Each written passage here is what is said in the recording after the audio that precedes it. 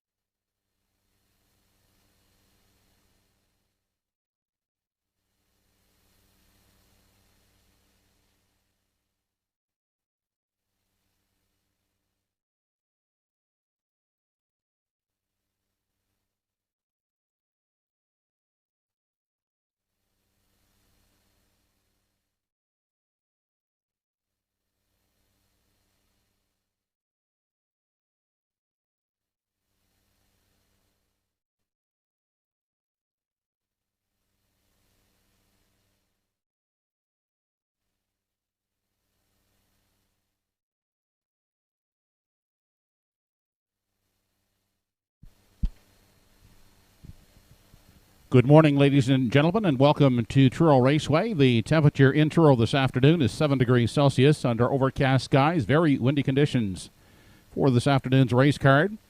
The track condition has been rated as good. Judges giving a 2-second allowance for the windy conditions. The card this afternoon is conducted under the rules and regulations of the Atlantic Provinces Harness Racing Commission. The senior judge today is Kevin Kroll. The associates are Alex Monroe and Rodney McIntosh. Your program and equipment changes. In today's first race, there was a bridle change in number 2, Jack Flash is the Gas. Make it open to closed.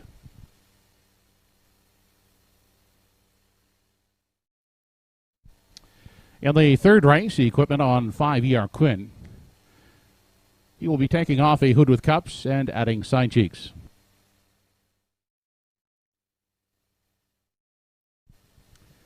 In today's fourth race, race 4, scratched sick is number 7, Dinger 2. Race 4, scratched the 7, Dinger 2.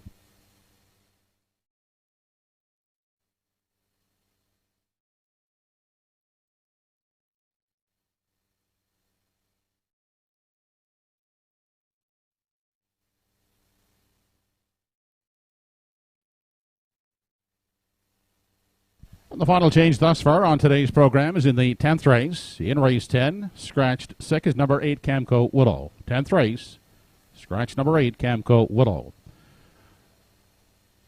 Post time for today's first race has been set for 12 noon. That's in less than 22 minutes. The mutuals are open and selling.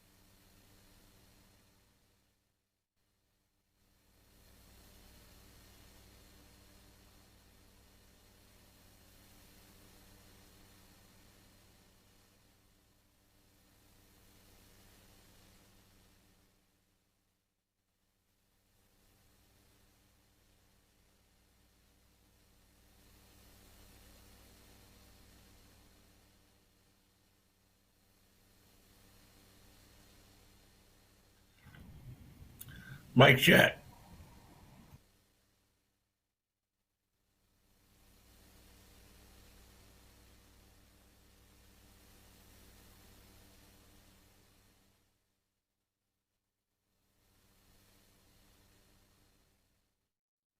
Mic check. 1, 2, 3. Mic check. 1, 2, 3.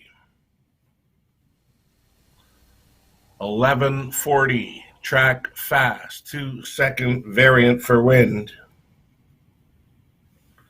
Mic checking at 11:40.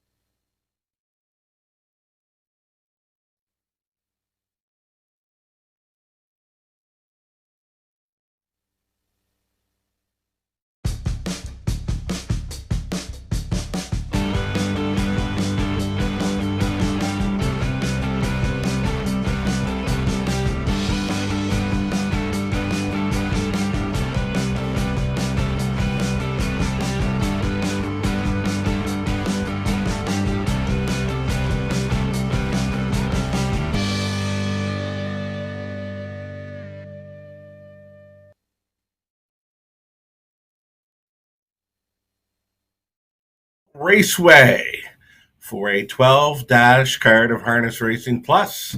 The Nova Scotia Amateur Racing Championships, I believe they're carded for after races 9 and 11 on today's race card.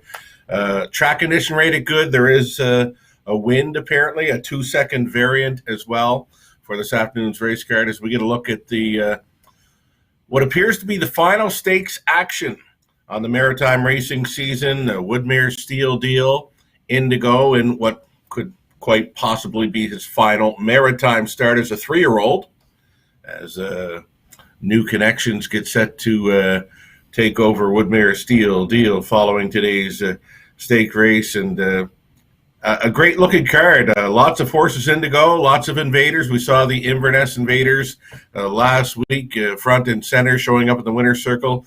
Red Doucette with many live bullets on this afternoon's card. We saw Red come in and win half the card last Sunday with 5 driving victories. Pull Me Through.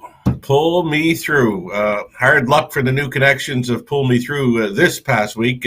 Of course, campaigned by the Baxters this season.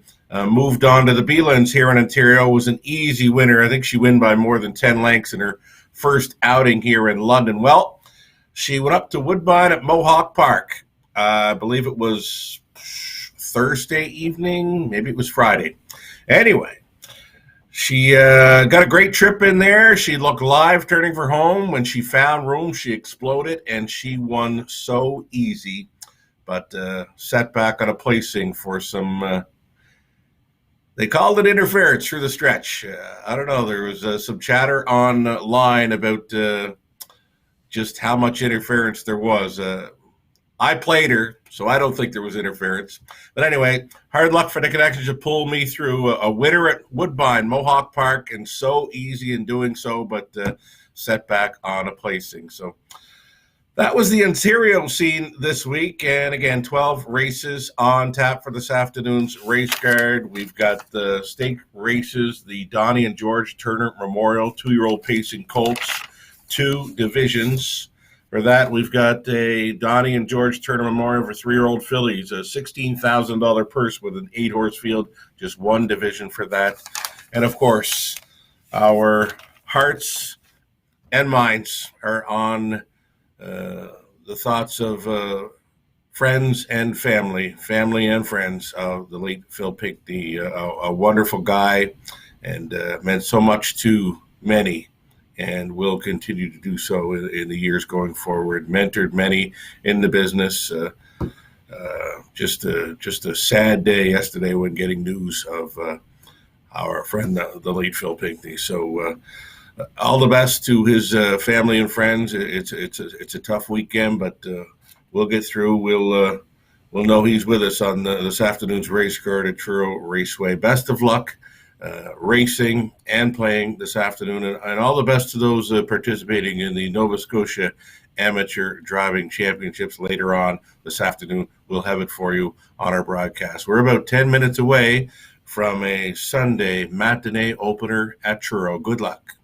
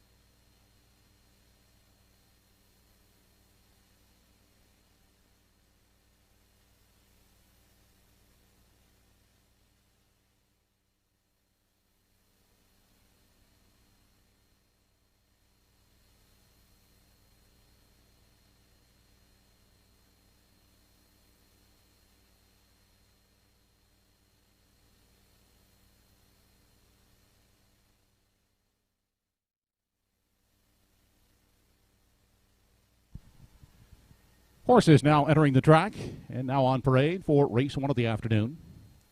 From post 1 is Patty Cakes, owned by the Salzburg Stables Incorporated. Carl Eisner gets the call. Henry Smallwood will drive number 2, Jack Flash is a Gas, for owner Cyril Harvey. Number 3 is First Try, Greg Monroe, for Ralph Harvey.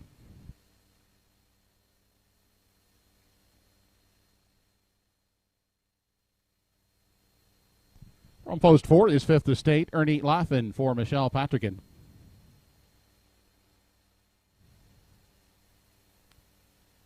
Emmons and Tammy McKay, the owners. Tammy will drive, number 5 at the helm. 6 is Brookdale Maggie, Berta McCollum driving for the Pollies, Doug Jr. and Sr. Clayton Stevens owns and drives number 7, Kingston Sealster.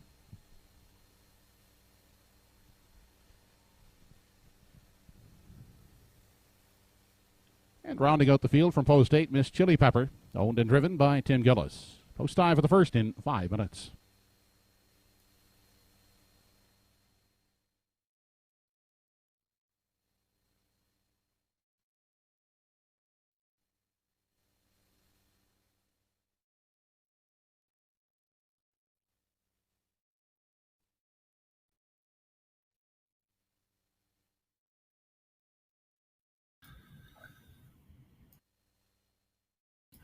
Five minutes away from race 1 of 12 over Truro. Getting a look at my top selection here. Currently a 3-1 third choice. We're talking about number 4, Fifth Estate.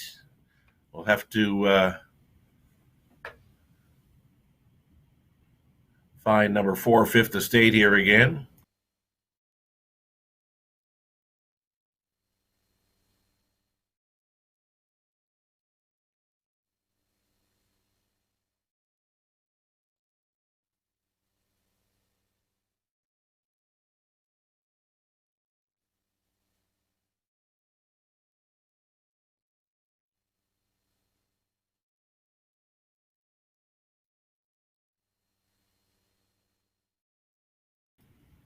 There's a 4, Fifth Estate, right on the bit here for Ernie Laughlin. A huge recovery to salvage second best last week after an early miscue. He's been a great check getter all season long, and he can start things up today. I think the price is right at 5-2 for number 4, Fifth Estate.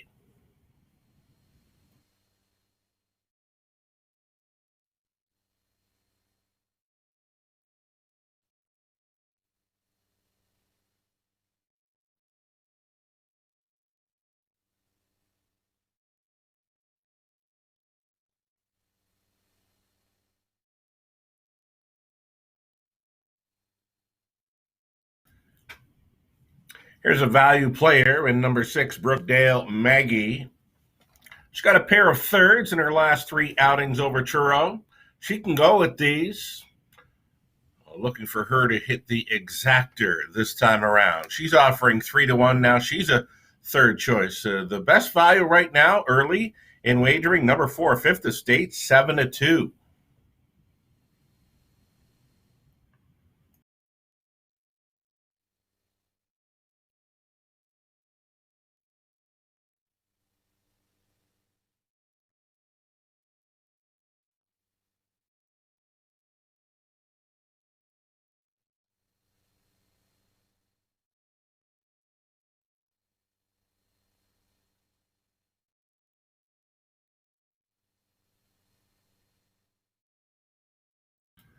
Getting a look at number 2, Jack Flash is a Gas, scoring down for veteran teamster Henry Smallwood. Now, he shows a break last time out, but that's charted as an interference break. Before that, it was top 3 finishes for 3 weeks in a row, and should be a top 3 threat once again today. I see the connections have changed things up, going to the blind bridle for number 2, Jack Flash is a Gas. He's one to consider here in the opener at 7-2.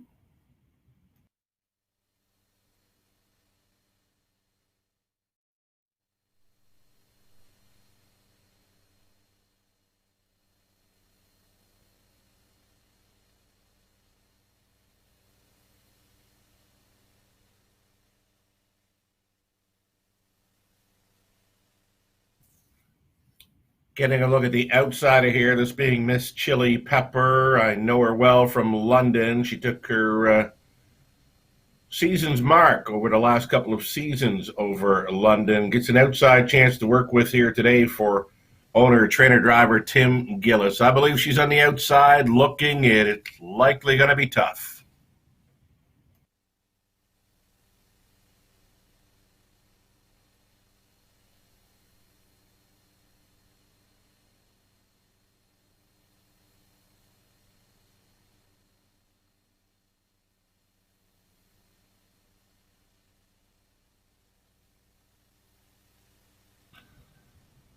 Here's a first-time starter taking all the action. I did not include this one in the top three selections here. It's a 2-year-old daughter, Better's Delight.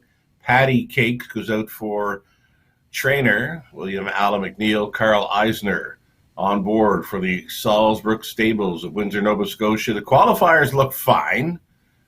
It was a 2:07 qualifier, winning qualifier, back quarter 29 flat on Halloween, and then come back second best for a mile in 2:01 and 4.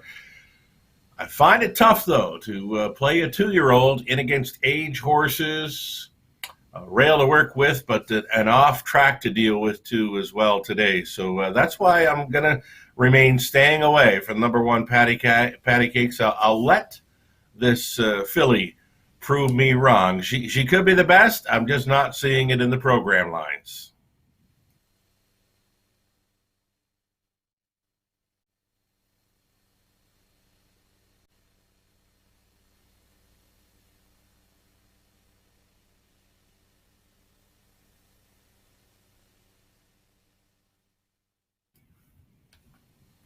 Tammy McKay on board, 5 at the helm. This one won a big trip last time out to finish third at over 100-1. Certainly helped the payoffs in that one. At the helm, Tammy McKay, a long shot player again here at 10-1. Final call for wagering here on the Truro opener. It's the first of 12 featuring stakes action, the Donnie and George Turner Memorials for the 3-year-old pacing colts and fillies. Nova Scotia Amateur Driving Championships later on in the card. The starter is calling for the horses.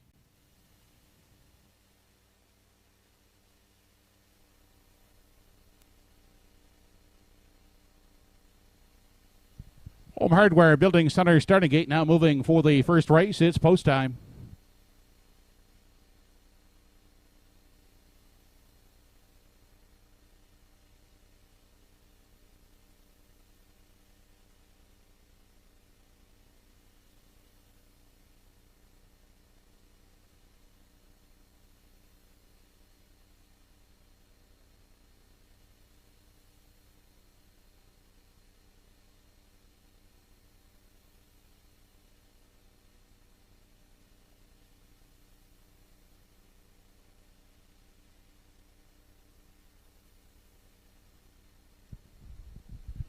First race of the afternoon, top of the stretch, has Patty Cakes. Jack Flashes a Gas, first try, fifth estate. At the helm, Brookdale Maggie, Kingston Sealster, and Miss Chili Pepper.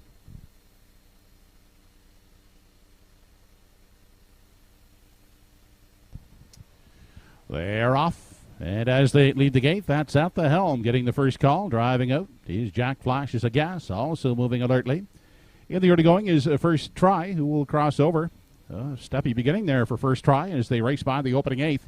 Emerging with the early lead, that's Jack Flash is a Gas. Getting away second, he's first try off stride there, went Out the helm. Moving up into 3, that's Brookdale Maggie. And looking at it from 4 is Patty Cakes. Outside from 5 is Fifth Estate. Back in 6, Kingston Sealster. Followed in 7 by Miss Chili Pepper. And the breaker At the helm is sitting at the back of the field in 8. They continue single file now as they move on over to the 3/8, and Jack Flashes a Gas dictating the early terms. The inquiry sign has been posted by the judges as they make their way midway around the upper turn. Jack Flashes a Gas is the leader. A length and a half the margin on the pocket sitting first try as they round the top turn. Fifth Estate moving uncovered outside third. Then at the rail, that's Brookdale Maggie pacing along in 4, who now looks to the outside. Back there in 5 on the inside for Patty Cakes. Moving outside in 6 is Miss Chili Pepper. Back 7th is Kingston Sealster, and on the move from the outside from 8 is At the helm. Into the lower turn, They race on over now to the 5H. Jack flashes a gas, being pressured by the parked out Fifth Estate as they make their way onto the backside for the final time. In the pocket first try, traveling third. Second over is Brookdale Maggie in 4. Patty Cakes a gapped out fifth as they race into the backstretch. Final time, a half 103 and 2/5 seconds on their way to the 3/4 mile mark. Fifth Estate on the outside at the rail. Jack flashes a gas. Those two on even terms as they hit the 3/4 mile mark. First try along the rail is a block third, outside fourth. That is Brookdale Maggie. Well spotted second over. Inside in 5 and still gapped is Patty Cakes. They're racing midway around the final turn. 133 and a 3 was the 3/4 and 8 left to come. Fifth Estate. Jack flashes a gas, still battling for the lead as they round the top turn and straighten out for the payoff. Fifth Estate the outside. Jack flashes a gas, trying to fight back at the rail on through the stretch. Fifth Estate. Jack flashes a gas right down to the line. It's awfully tight on the outside. It could be Fifth Estate. Jack flashes a gas. Mile in 2:04 flat.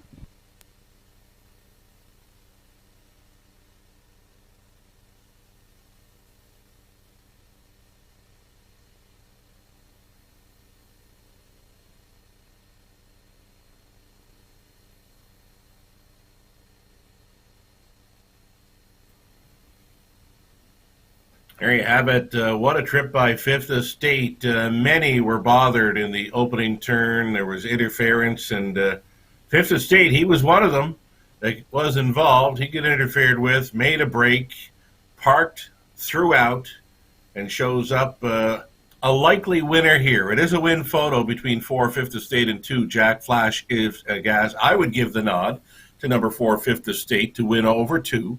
Jack Flash is a gas. Number 6, Brookdale Maggie, a value player, showing up there in a top 3 spot. I believe they're waiting on a win photo currently and a judge's inquiry to solve that first turn action. Got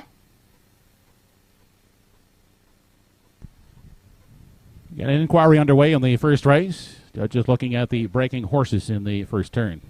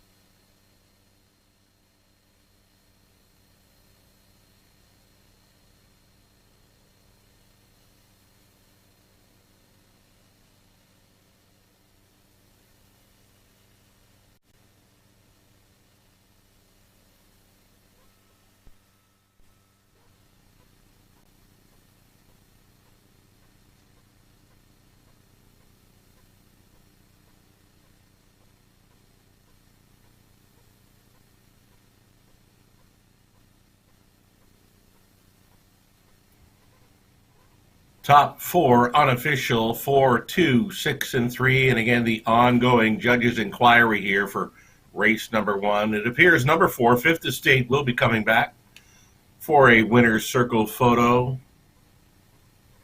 3-year-old son of Country Estate from a Largo mare. Old school breeding here for Fifth Estate, who's picking up a second career victory, should it be made official.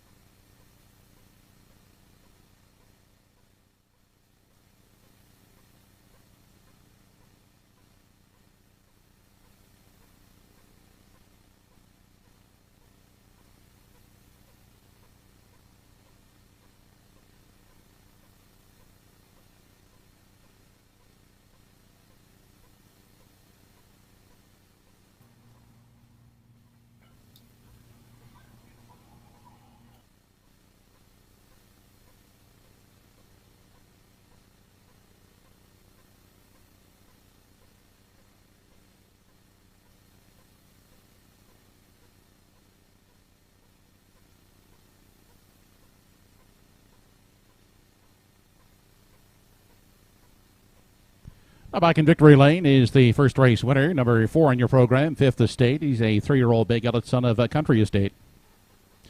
Out of the Largo Dam in front, owned by Michelle Patrigan of McPhee's Corner.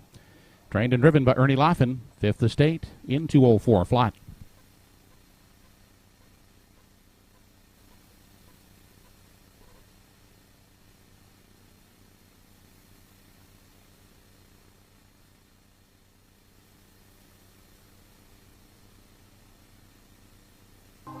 This race replay brought to you by Pye Chevrolet.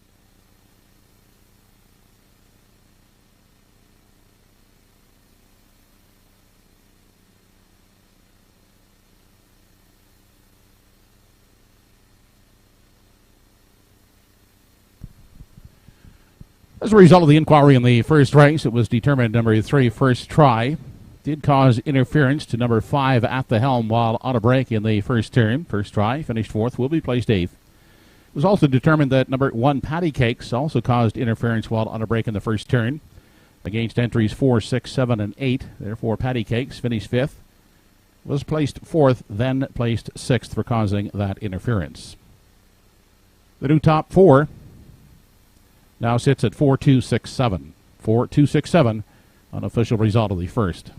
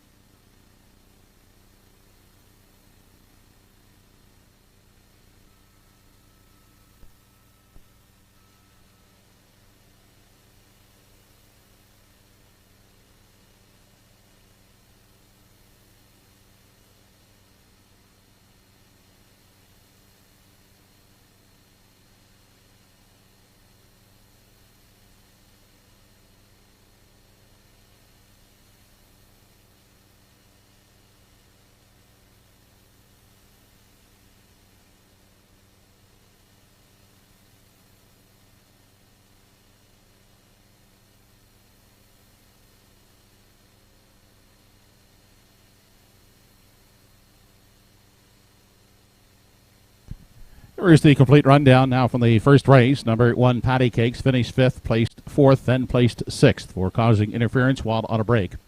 The 2, Jack Flashes of Gas, was second. 3, First Try, finished 4th, placed 8th for interference on a break. 4, Fifth Estate, the winner. 5, At the Helm, 8, placed 7.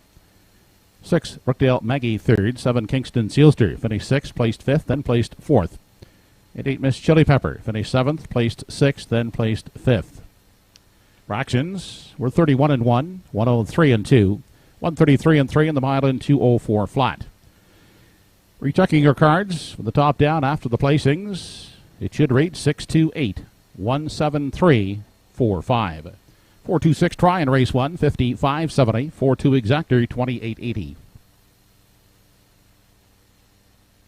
Upcoming in races 2 and 3, the early daily double. Second race, first colt division of the Donnie and George Turner Memorial. There are no changes. Third race, number 5, E.R. Quinn has an equipment change, taking off a hood with cups, and will be adding side cheeks. Post time for race 2, first half of the early double in less than 9 minutes.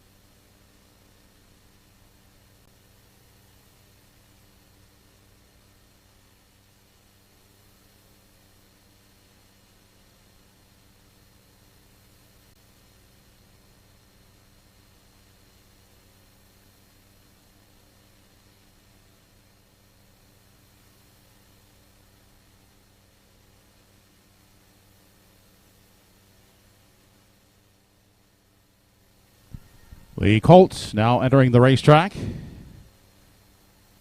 And I'll parade for race number 2 of the afternoon. It's the Donnie and George Turner Memorial 3-year-old pacing colt division. Purse of $7,806. For post 1 is Woodmere Alvin. Owned by Mike Pollard of Stratford, PEI. Was bred by Bruce Wood of Marshfield, PEI. Mike McGuigan trains and will drive number 1, Woodmere Alvin. For post 2 is Whistler. Trained and driven by Jason Hughes. He's owned and was bred by Alan McDonald of Biddeford, PEI.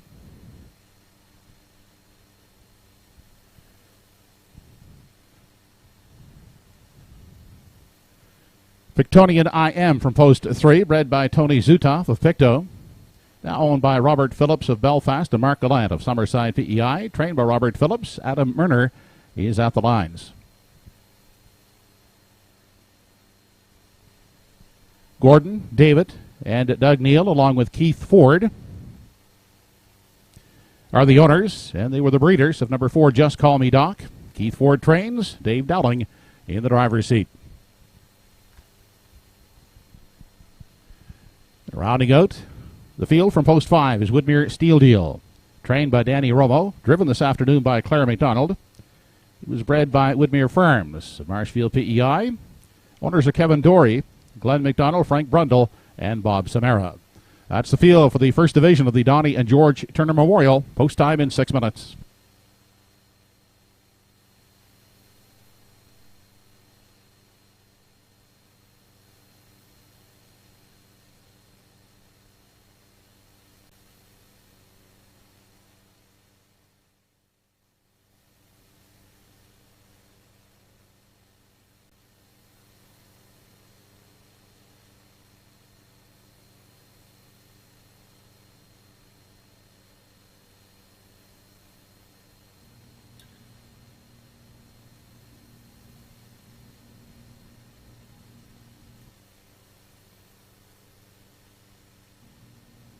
Getting a look at number 5. This is Woodmere Steel Deal reuniting with driver Claire McDonald. The last time Claire sat aboard Woodmere Steel Deal would be early August over Inverness. An easy win on that occasion, 154-2. Woodmere Steel Deal in what in all likelihood would be his final maritime start as a 3-year-old, as he will be bound for Ontario very soon. Woodmere Steel Deal. I mentioned last season in a Post Calls article that as a 2-year-old, he could have competed with Ontario's best. And you know what? Now he's going to get a chance to compete against some of the top performers here in Ontario. So Woodmere Steel Deal, one of the greatest maritime breds of all time, taking the action, deservedly so, 2-5. Danny Romo conditioned throughout his career. Mark Campbell on board for many of his starts. And again, reuniting with Claire McDonald one final time. Woodmere Steel Deal, the heavy favorite, and will likely go away here at 1-9.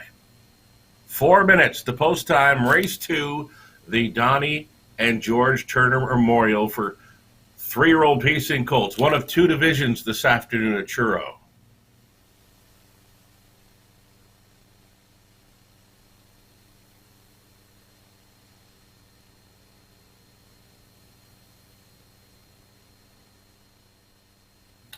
Here's the free-legged pacer, Woodmere Alvin. His lifetime best came over Truro back at Atlantic Grand Circuit Week, a 53-2 eye-popping win. On that occasion, Woodmere Alvin had a little trouble 2 back over Charlottetown when he made a rare break. He bounced back last time, parking throughout first up for Corey McPherson and just missing in 55 and change. Trainer Mike McGuigan goes on board today for owner Mike Pollard of Stratford Prince Edward Island. If he can behave himself, he should be second best here.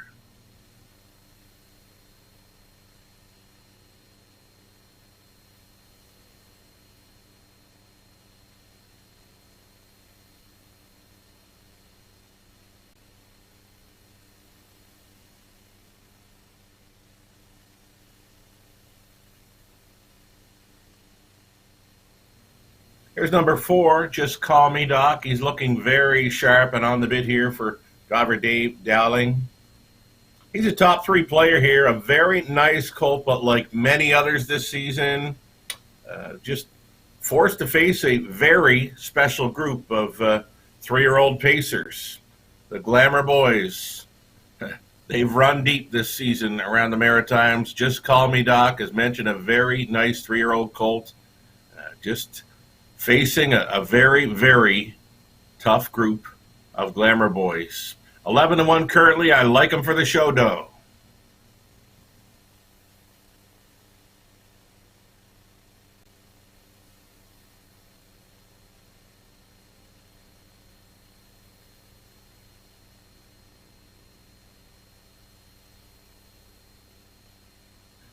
Here's number 2, Whistler, the big son of Stonebridge Terror.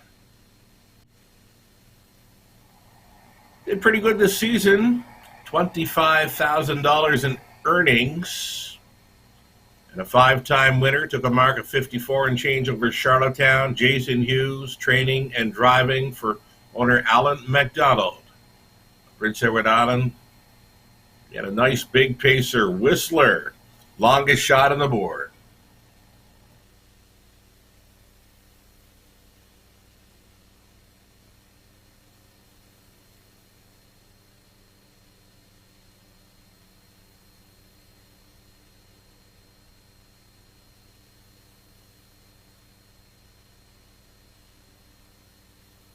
One more to look at in here, number 3, Pictonian I Am. Adam Murner gets the call today for co-owner, trainer Robert Phillips. Now, Robert's sharing ownership with a childhood friend of mine, Mark Galland, out of Summerside. He grew up a few doors down from me. We played lots of hockey together. We both loved our hockey and love our horses. Best of luck, Mark Galland, a co-owner here with number 3, Pictonian I Am. 5-1 shot.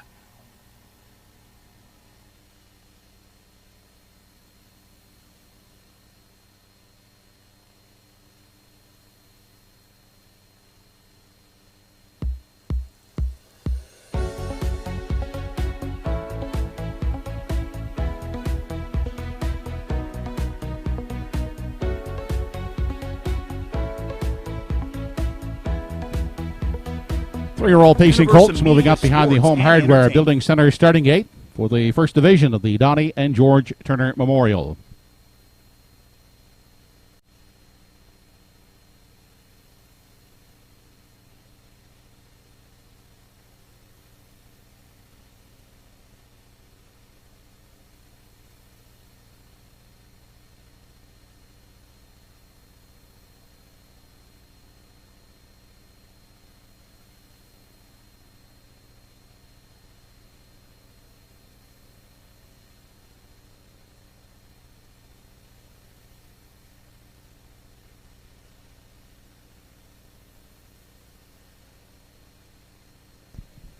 Second race of the afternoon, the Donnie and George Turner Memorial. Three-year-old pacing colt, first division, purse $7,806. Woodmere Alvin, Whistler, Pictonian I Am, Just Call Me Doc, and Woodmere Steel Deal.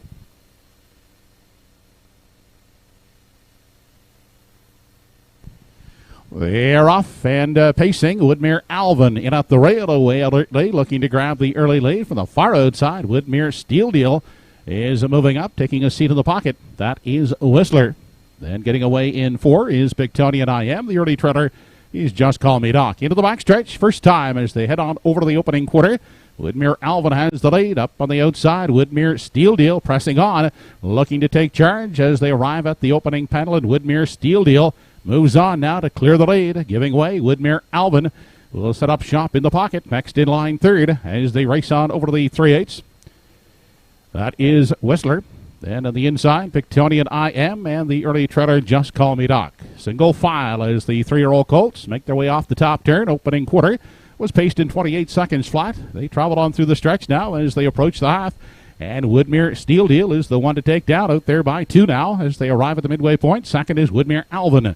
On the inside, Whistler looks at it from 3. Still back in 4 is Pictonian I Am. And Just Call Me Doc can see them all as they race into the lower turn. Still no change in positions as they head to the 5/8, the half in 58 1/5 second. It's Woodmere Steel Deal showing them on to the 3/4 mile mark. Still out there by 2. Woodmere Alvin, the next closest pursuer. Then a gap of 3 lengths. Back third is Whistler, followed by Pictonian I Am in 4 to the outside 5. That is Just Call Me Doc. They arrive at 3/4. And it's still Woodmere Steel Deal, yet to be challenged on the front end. Still maintaining that 2-length lead on Woodmere Alvin. On the inside third, that is Whistler. Fourth inside is Pictonian I Am. And Just Call Me Doc on the outside from 5 and 8th left to come. And now pulling the pocket is Woodmere Alvin. Up to challenge Woodmere Steel Deal with an 8th left to come. 1:26 and 3. On down the lane they come. Woodmere Alvin the outside. On the inside, Woodmere Steel Deal. Woodmere Alvin is collared. Woodmere Steel Deal it will be. Woodmere Alvin to take the first division of the Donnie and George Turner Memorial for 3-year-old colts over Woodmere Steel Deal and Whistler. Out in 155 and 3/5.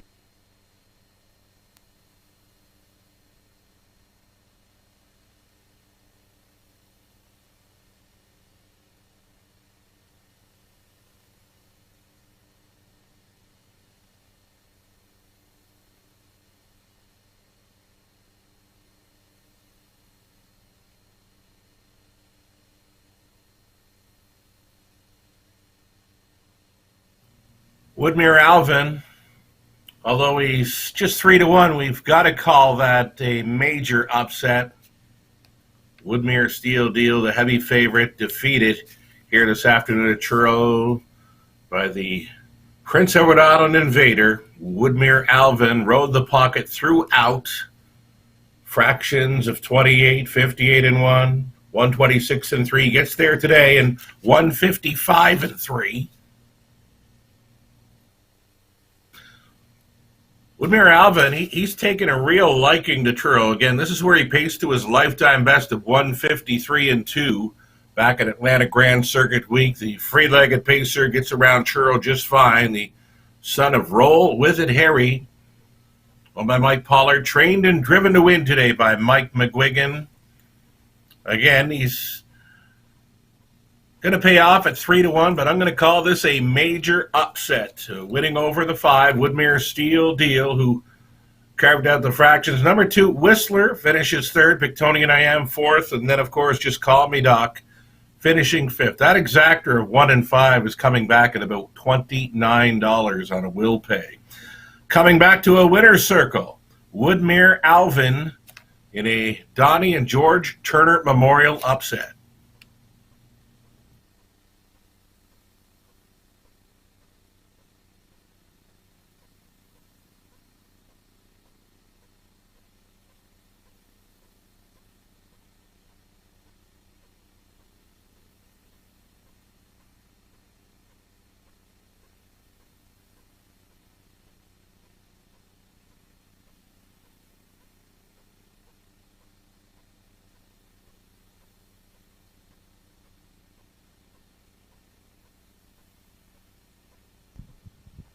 Making his way back into victory lane is the winner of the first colt division of the Donnie and George Turner Memorial. Number 1, Woodmere Alvin. He's a 3-year-old free-legged bay gelding by Roll With It Harry. The modern art dam, a little Easter magic. He's owned by Mike Pollard of Stratford PEI. Was bred by Bruce Wood of Marshfield PEI. Trained and driven to victory by Mike McGuigan. Woodmere Alvin taking the first division of the Donnie and George Turner Memorial in 155 and 3/5.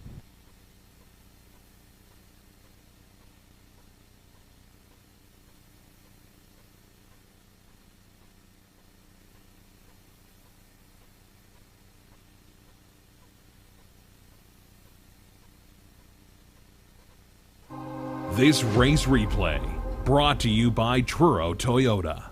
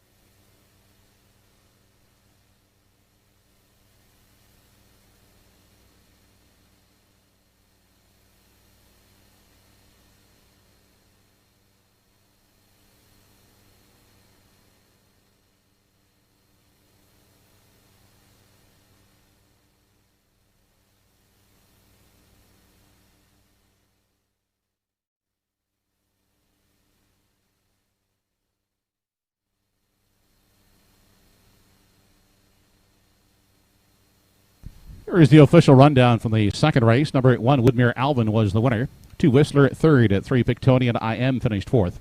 4, Just Call Me Doc, fifth. And 5, Woodmere Steel Deal, second. Fractions were 28, 58 and 1, 126 and 3 in the mile, 155 and 3. From the top, 13452. 152 try in race 2, $100, 90 cents. The 1-5 exactor, $28.60.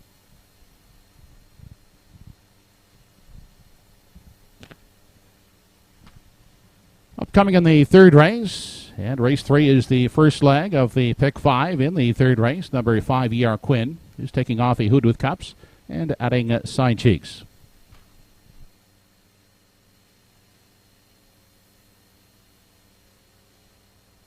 The only other change that will affect the pick 5 this afternoon is in the fourth race. Number 7, Dinger 2, has been scratched sick. And also a equipment change in race 6 involving number 8, Woodmere Leah. It's a bridle change, closed to open, hood with cups. Post time for the third race, first leg of the pick 5 in less than 9 minutes.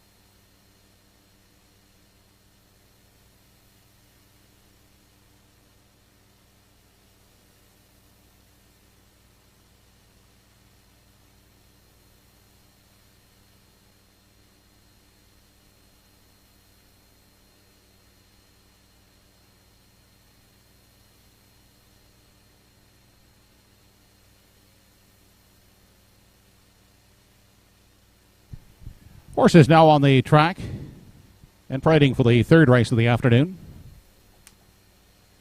For post 1 is Canaran Fame, by Donald McClellan and Damian McClellan. Rodney Gillis driving.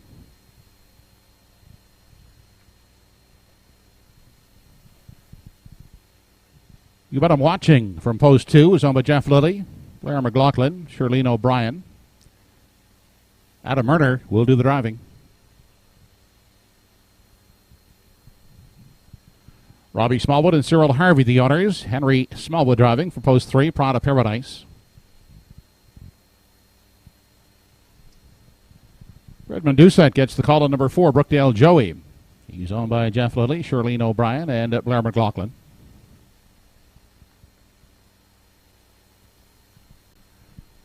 Kirk Paris owns and drives number 5, E.R. Quinn.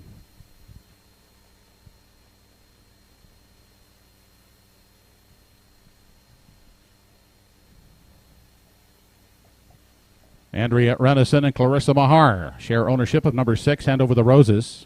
Jason Hughes gets the call.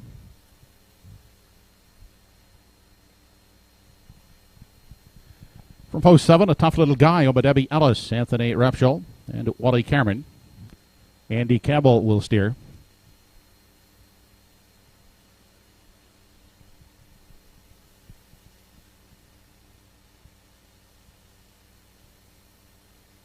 Jeff Ellis will guide from post 8, Desir d'Orléans, for owner Don Ellis Abbott.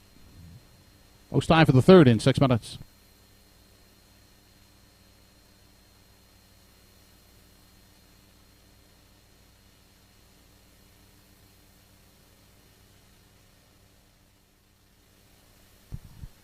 Now entering the track is the 6, Hand Over the Roses.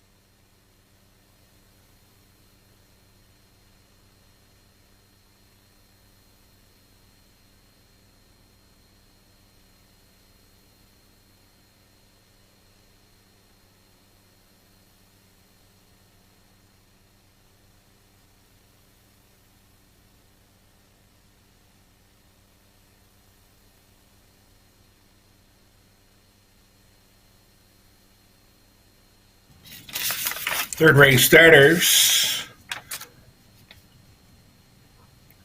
are out on track here with about 3 minutes left to go. 2 minutes wagering time now. The favorite, it's number 4, Brookdale Joey. Been rock solid since joining the Renison barn. Picks up Red Doucette here today, a likely factor after just missing in his last two. And as mentioned, Red Doucette, he won half the card last week, 5 driving victories, and he's got plenty of live ammo today. Brookdale Joey, Red Doucette on board, a heavy favorite.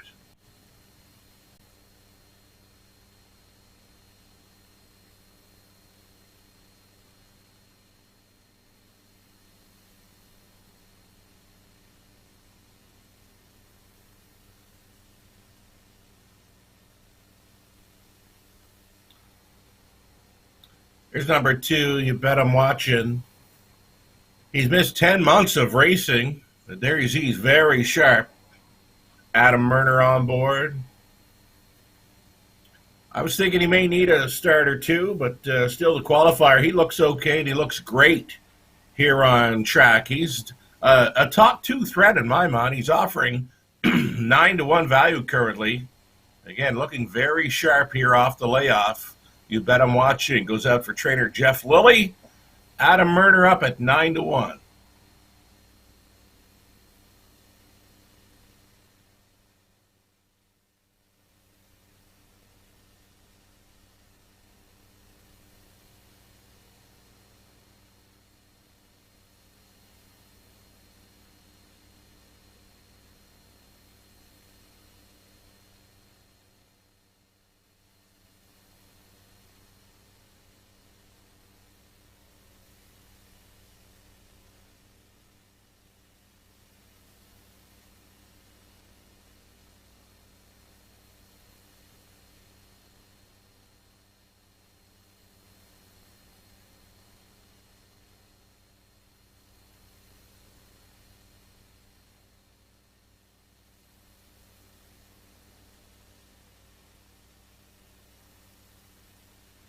There's a look at number 5. E.R. Quinn now gets a bridle change this week, switching to side rolls.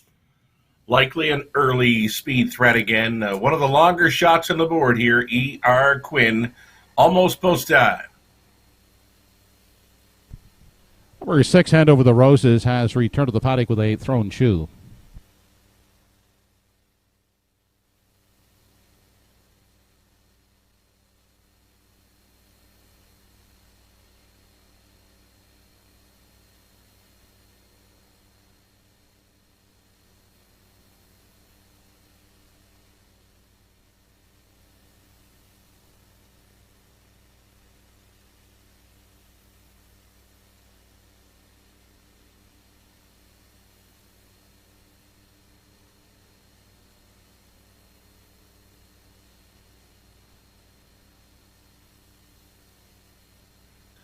So, shoe repair for one of the starters here. Number 6, Hand Over the Roses, back to the barn area for a shoe repair. That's going to leave you a little more time to wager here on race number 3. Getting a look at number 1, Canarn Fame. Now, the Inverness Invaders, they've been doing well here in Truro this fall. Canarn Fame, he's winless on the season, but it's been a solid check getter. I believe there's top 3 potential for Rodney Gillis on board number 1, Canarn Fame. I know this horse well from London, and he can grind away. If he gets away up close, I think he can stick around for a piece of the try here. Offering 7-1 right now as a third choice. The heavy favorite continues to be number 4, Brookdale Joey.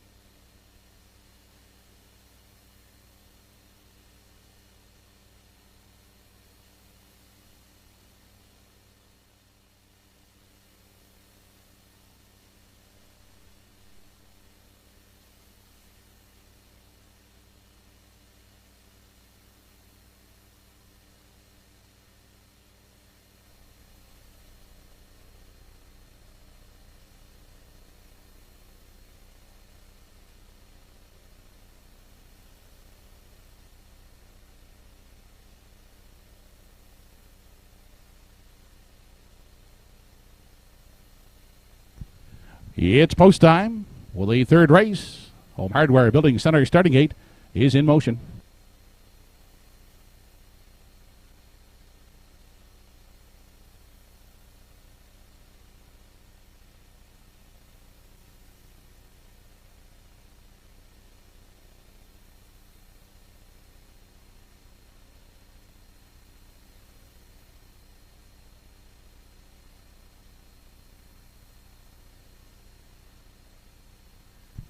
Third race of the afternoon, top of the stretch, as Canarin Fame. You bet I'm watching. Proud of Paradise, Brookdale Joey, E.R. Quinn, Hand Over the Roses, a tough little guy, and Desert Orleans.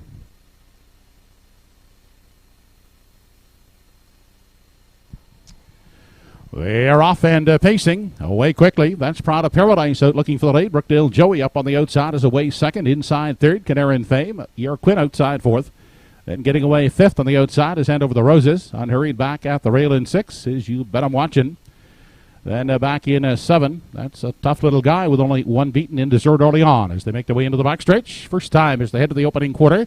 Now up to take control. That's Brookdale Joey clearing the lead. Out there now by a length and a half as they arrive at the opening panel. Proud of Paradise gives way to sit in the pocket second. Then E.R. Quinn looks at it from three, back in four. That is Canarin Fame. We have a gap of some 3-4 lengths. Back to Hand Over the Roses. Looking at it from 5. Further on back in 6. That's You Bet I'm Watching. Then the trailing duo are a tough little guy in Desert Orleans. 29 seconds was the quarter. They swing off the turn, travel on through the stretch now as they near the half. An uncontested Brookdale Joey arrives first at the half. Second in the pocket. That is Proud of Paradise. Followed closely by E.R. Quinn in 3. Then Canarin Fame holding down the 4 spot. Still gapped out in 5. He's Hand Over the Roses. Looking to the outside from 6 is a tough little guy. Back in 7 is Desert Orleans. Now at the back of the field is You Bet I'm Watching. Into the backstretch, the half 59-1 on their way to 3 quarters. Brookdale Joey still the boss. A length and a half the lead with Pride of Paradise getting a golden journey in the pocket second. E.R. Quinn is stepping on the outside. Has got off stride in 3. Moving up at the rail. Now Canarin Fame inherits third. Inside, Hand Over the Roses. Looks for room in 4. They travel on now to the 7/8. It's Brookdale Joey by 2.5. Pride of Paradise is still second. Third at the rail. That is Canarin Fame on the inside, and looking at it from 4 is Hand Over the Roses, who's trapped in. Off the turn, 129 4 3/4. It's all Brookdale Joey as they turn down the lane for the final time. Brookdale Joey striding off to take the third. The battle for the place spot here. Pride of Paradise, Canarin Fame. Canarin Fame up for second, third. Pride of Paradise. Mod at 159 2/5.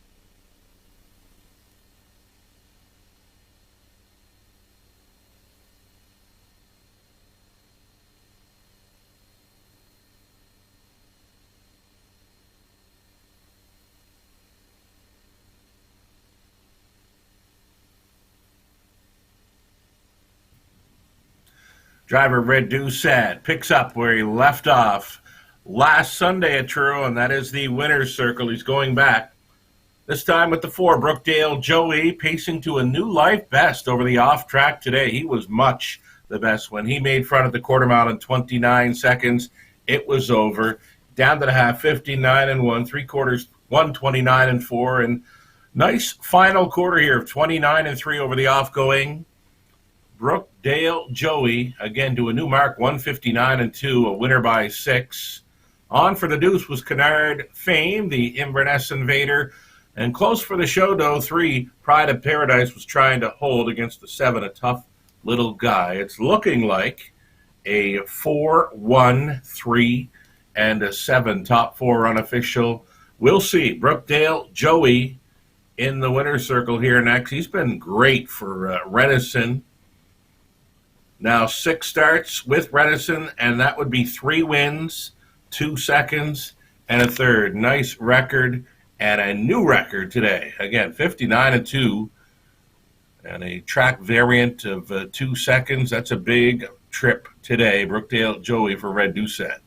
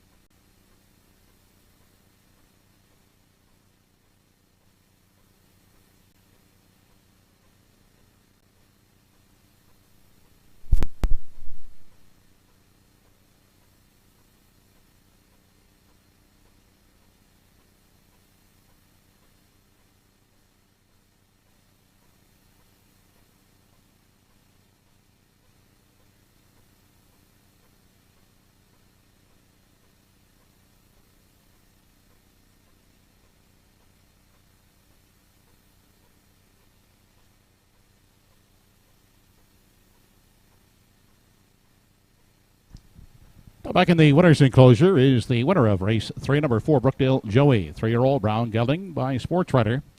By Jeff Lilly, Shirlene O'Brien, and Blair McLaughlin. He's trained by George Runnison. Driven this afternoon by Redmond Doucette. Redmond giving Brookdale Joey a lifetime mark of 159 2/5.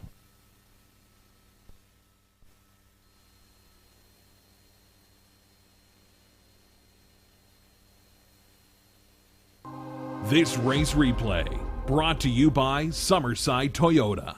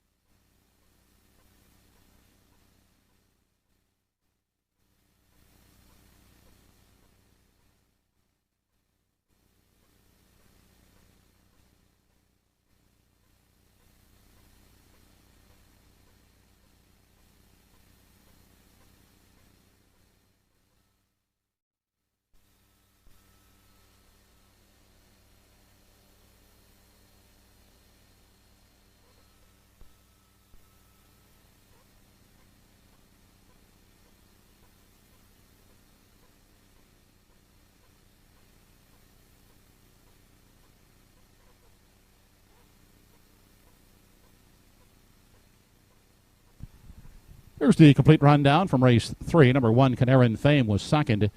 2, You Bet I'm Watching was sixth. 3, Pride of Paradise third. 4, Brookdale Joey the winner. 5, E.R. Quinn did not finish. The entry pulling up with broken equipment. 6, Hand Over the Roses fifth. 7, A Tough Little Guy fourth. And 8, Desert Orleans seventh. Fractions were 29, 59 and 1, 129 4. The mile a career best for Brookdale Joey, 159 2/5. Rechecking from the top, 263. 1 DNF 547. 413 try in the third, 7780. 41 exactor 2370. And the early double 1-4 combination, $24 even. Looking ahead to the fourth race, number 7 Dinger 2 has been scratched sick. Fourth race post in less than 9 minutes.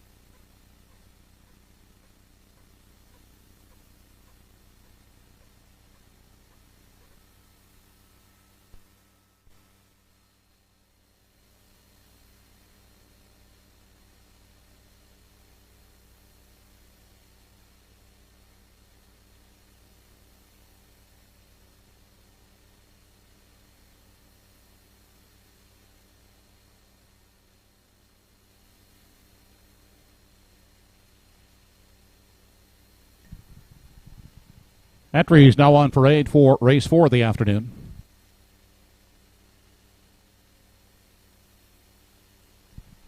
Here's the field. Number 1 is Grin's Little Flirt, owned and will be driven by Clayton Stevens.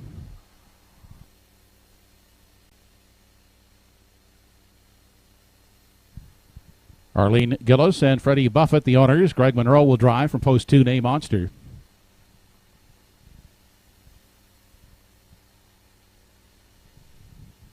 Ava Jinsky is number 3. Jeremy Baker and Sean Murphy are the owners. Rodney Gillis aboard.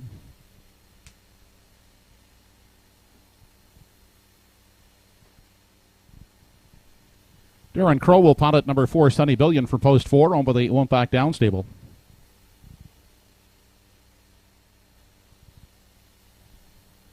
Godrow Machine from post 5, owned by Leslie and Linda Parker. Kenny Parker up.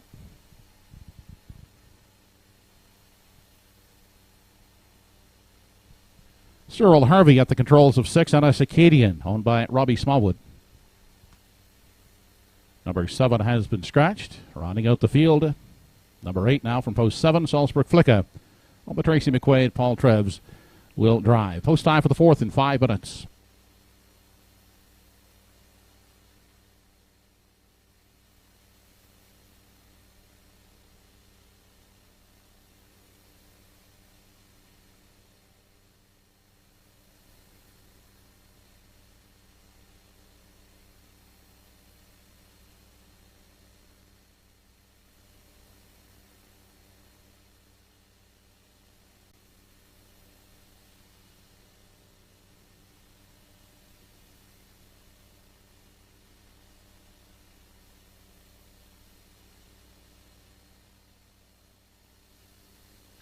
Four minutes to post time now on race number 4. We get a look at a class dropper in Godrow Machine, offering a really nice price here at 8-1. Godrow Machine getting the class relief. One of a few in here showing sub 2-minute speed. I believe she's a must play with these, and I'm going to make her my top call, and I'll stick to it. 8-1 value on number 5, Godrow Machine. Loving her chances today.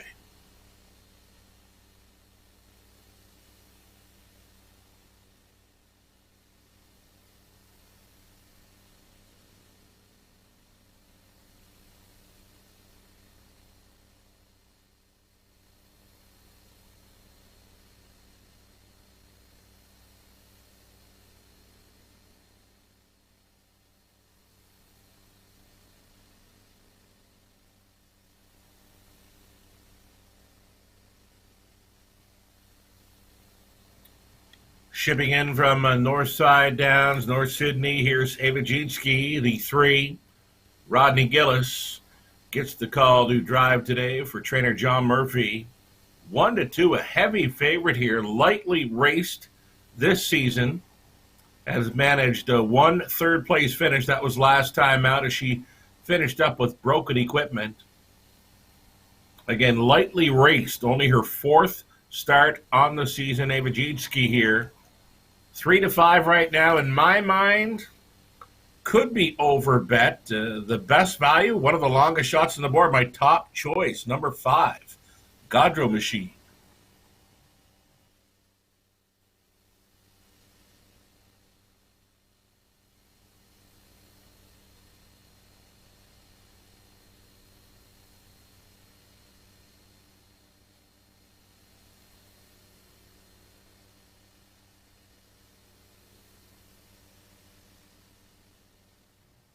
So the Won't Back Down stable group, they'll be cheering on number 4, Sunny Billion. So handsome, always looking sharp before a start. And he is right on the bit here for driver Darren Crow. Not a whole lot of gate speed to work with. He will be coming at some point, and he will keep on coming. He tries hard. Sunny Billion offering 9-2 from post 4.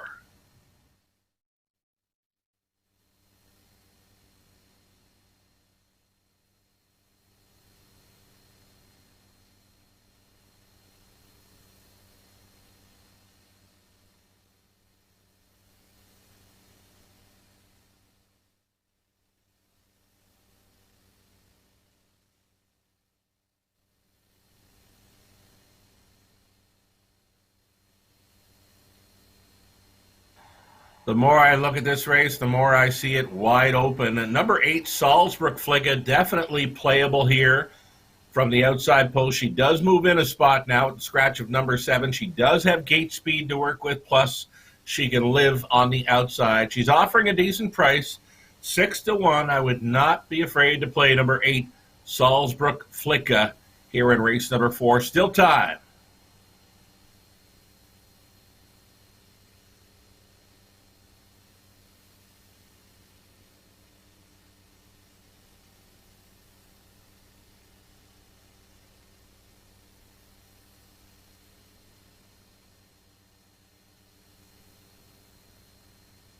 Getting a look at the rail starter, Grin's Little Flirt, the 12-year-old daughter of Grin from Ear to Ear. Clayton Stevens gets a rail to work with. When she does get a rail, she wants to be on or near the lead.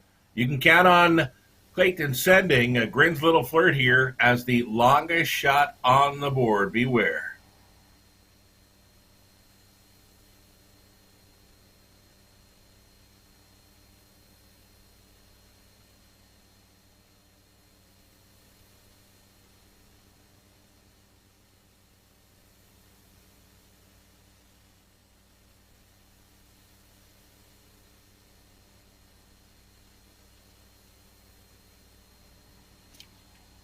Number 2, Name Monster, taking 6-1 action here.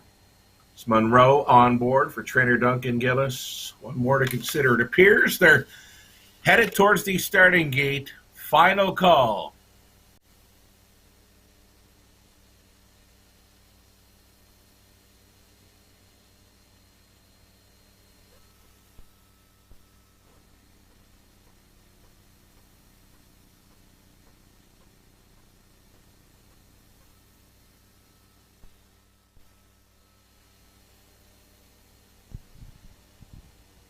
Fourth race starters moving in behind the wings of the Home Hardware Building Center starting gate. It's post time.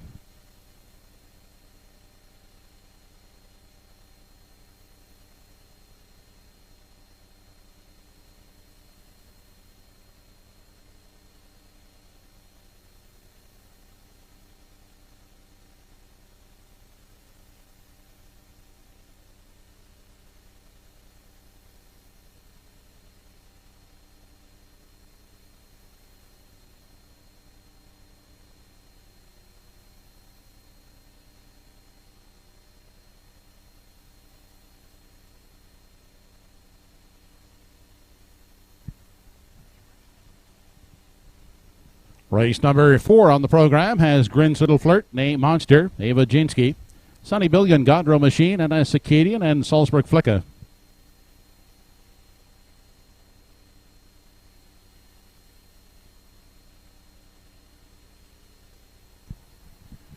They're off and pacing along the inside. Grin's Little Flirt firing out, looking for the early lead. Ava Jinsky on the outside is away second, followed by Name Monster third. Taking a tuck in 4, that was Sunny Billion. Fifth and moving on the outside. As they continue by the opening 8th is Anna Circadian. Then we go back to an unhurried Godrow Machine, who settles in 6th. Back there trailing 7th is Salzburg Flicka. On through the backstretch for the first time as they make their way to the opening quarter. Ava Jinsky moving up on the outside, looking to wrestle the lead away from Grin's Little Flirt. Inside and pacing along in the pocket third, that's Name Monster. Looking at it from 4 as they continue on over to the 3/8. That is Sunny Billion, parked to the outside and gapped in the cover. Is Anna Circadian in 5. Back there, 6th on the inside as they continue off the turn. Godrow Machine, and still at the back is Salzburg Flicka. The quarter paced in 29 and 2. Ava Jinsky is getting parked out by Grin's Little Flirt as they approach the half. Ava Jinsky in the outside now finally looking to clear the lead as they arrive at the midway point. Still there at the rail is Grin's Little Flirt, keeping Ava Jinsky to the outside. Outside and moving now. Here's Name Monster. Outside second over in 3. Outside racing third over in 4. That is Sunny Billion. Fifth along the rail. He's on a Circadian. Then back to Godrow Machine, who's out and moving. And still at the back is Salzburg Flicka. The half 1 minute flat on into the backstretch as they move to the three quarters. Ava Jinski on the outside, still the lead, but has yet to clear on the inside. Grenzel Flirt is second, up into contention now. Sunny Billion taking aim as they arrive at three quarters. Finally clearing is Ava Jinski, now having to deal with Sunny Billion outside second. Up into contention now third. That's Godrow Machine getting a second over toe into third. Outside and moving fourth now is Salzburg Flicka. They make their way past the 7/8 outside. Sunny Billion forging to the top. Ava Jinski now second, Godrow Machine third. Outside wide fourth, Salzburg Flicka, 1:31 and 2, three quarters. They turn for home, and Sunny Billion has taken over. Ava Jinski trying to hang in second. Outside third is Godrow Machine and Salzburg Flicka. This one goes to Sunny Billion. Second is Ava Jinski, and third is Godrow Machine. Mile in 2:02 and 3/5.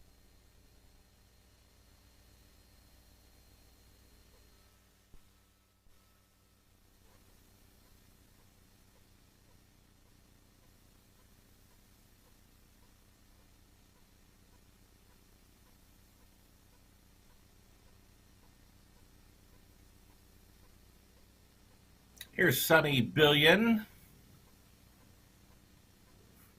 getting the victory here today in 2:02. As mentioned, not a whole lot of early speed to work with, but he did not need it today. There was plenty of early speed as they battled through fractions of 29 and 2, a minute 1:31 and 2, and Sunny Billion all alone here on the line in 2:02 for Darren Crow.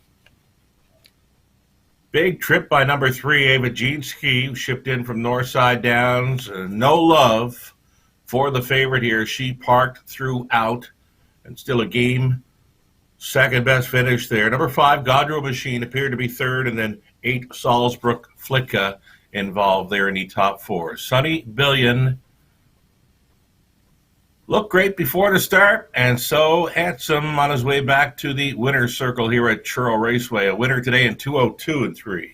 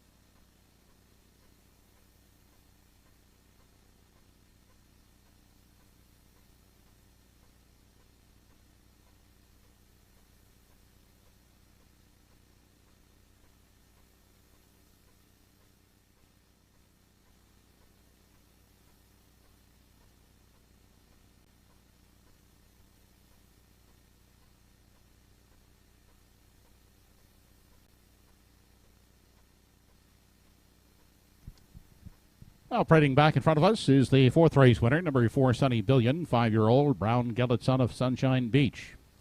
Oh, but they won't back down, stable of North River. Trained by Gardner McCollum and driven by Darren Crow. Sunny Billion pacing in 2:02 and 3/5.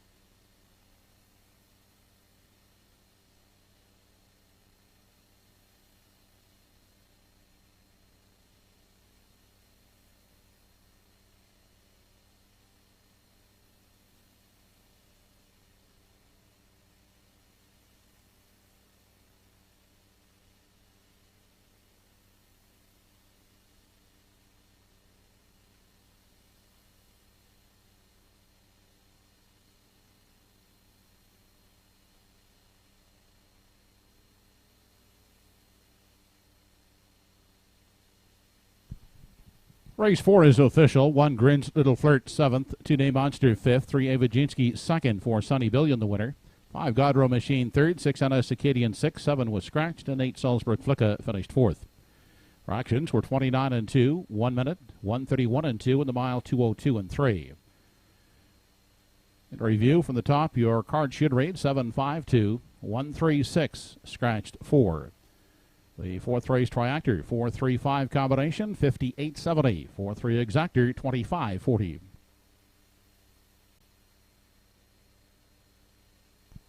Up and coming in race 5. No changes to report in the 5th race. Post time in less than 9 minutes.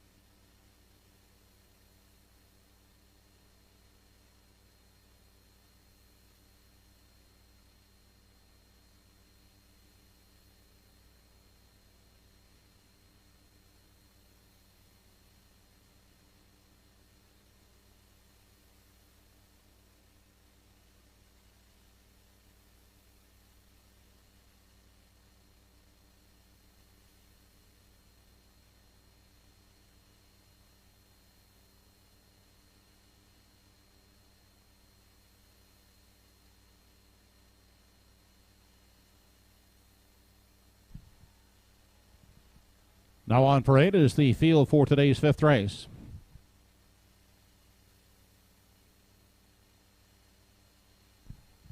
From post 1 is Catch 22, about William Shearer, Sonny Siteman, and Charlie Piper. Darren Crow at the lines.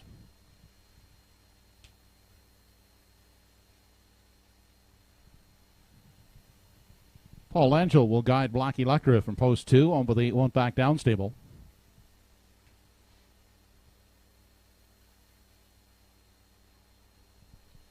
Arden Mofford owns and drives number 3, Bet on Art.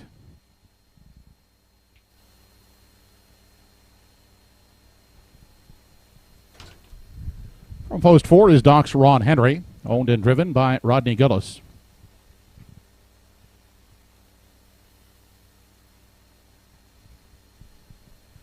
Donna Wilson is the owner. Toby McDonald will drive number 5, Reggie's Game.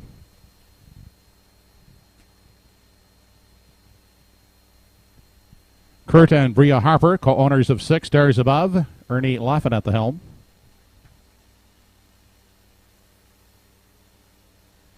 From post 7, Lucy with Diamonds gets Henry Smallwood for Cyril Harvey.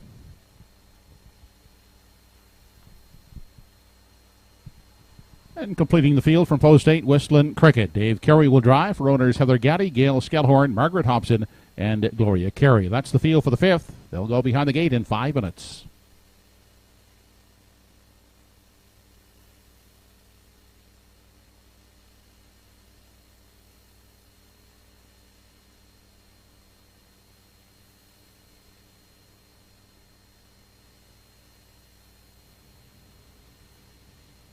Number one, Catch 22, takes all the action in here. He was a beaten favorite last time out, but had that outside post to overcome. Gets a rail advantage this week. I think he's much the best here. I can see Darren Crow going right back to the winner's circle here. Catch 22.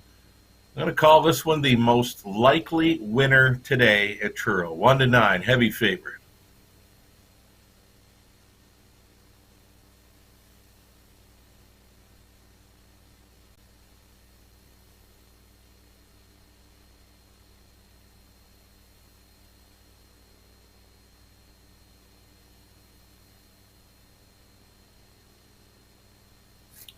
Number 4, Doc's Ron Henry. No luck last time out when trying Truro, getting a bit of class relief. Leaving from post 4, I could see him finding his way into the exactor. Again, he finds an easier spot this week. Shows plenty of 2-minute speed. It's hard to look beyond him for the exactor. The 1-4 exactor, and I'll stick to it here. Race 5, 4 minutes away.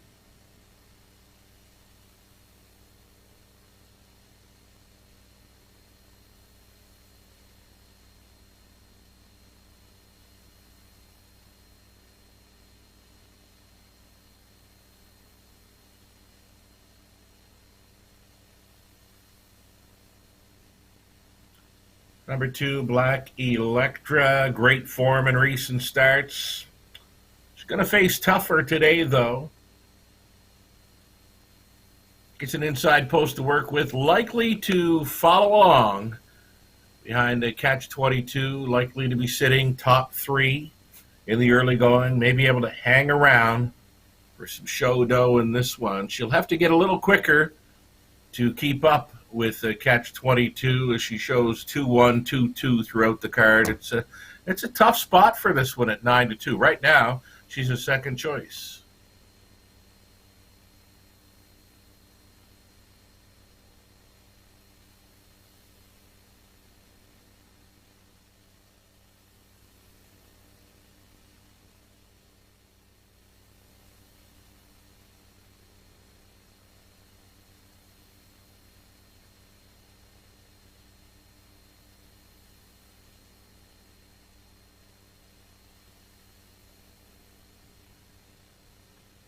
An extreme long shot here at number 5, Reggie's Game. Toby MacDonald on board.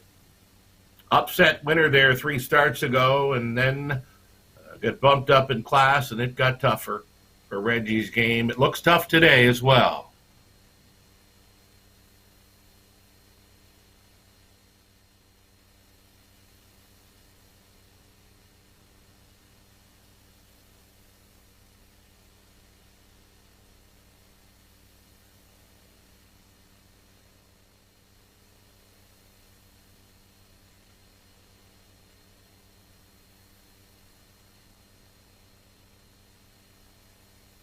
There's the free-legged filly, Whistling Cricket. Tough post to overcome, but did manage a strong second-best finish last time out. Second-best before that as well. 22-1 upset player, likely to race from well back. Tough spot for the free-legged filly going out for veteran teamster Dave Carey.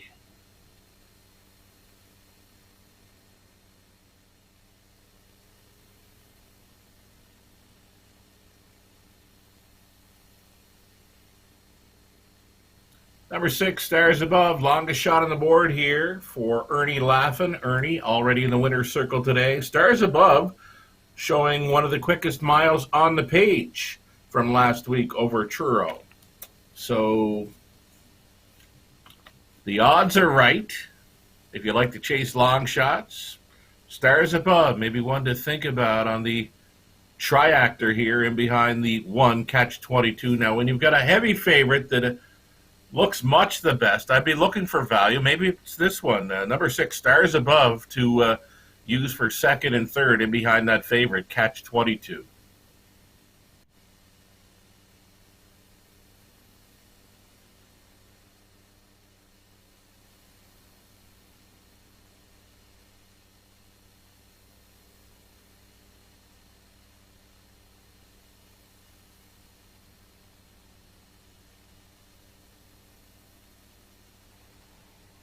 And speaking of miles from last week, the fastest mile on the page from November 7th at Truro belongs to 7, Lucy with Diamonds. Now, she had a rail to work with post 7 today, so it gets a little bit harder for Lucy with Diamonds and Henry Smallwood.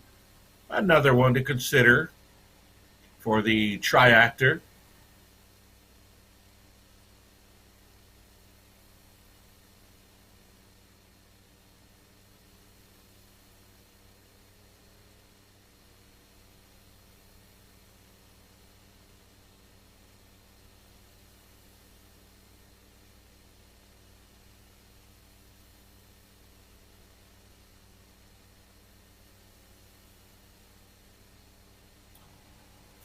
We've seen the rest. Here's a look at number 3, Bet on Art, 9-2 for Art of the Mufford. Ships in from Northside Downs and Inverness. 4-5 on Catch 22. I figured this horse would be 1-5 at best. So the price, it's right on the favorite, number 1, Catch 22. I just can't see this one losing today. Last call to wager, race 5 at Truro. Coming up in race 6, it's the 3-year-old Pacing Fillies in the Donnie and George Turner Memorial. $16,000 plus in purse money up for grabs. We'll see Havarti, Mystifying, Tobin's Brownie, and others. Stake action, race 6, following the 5th.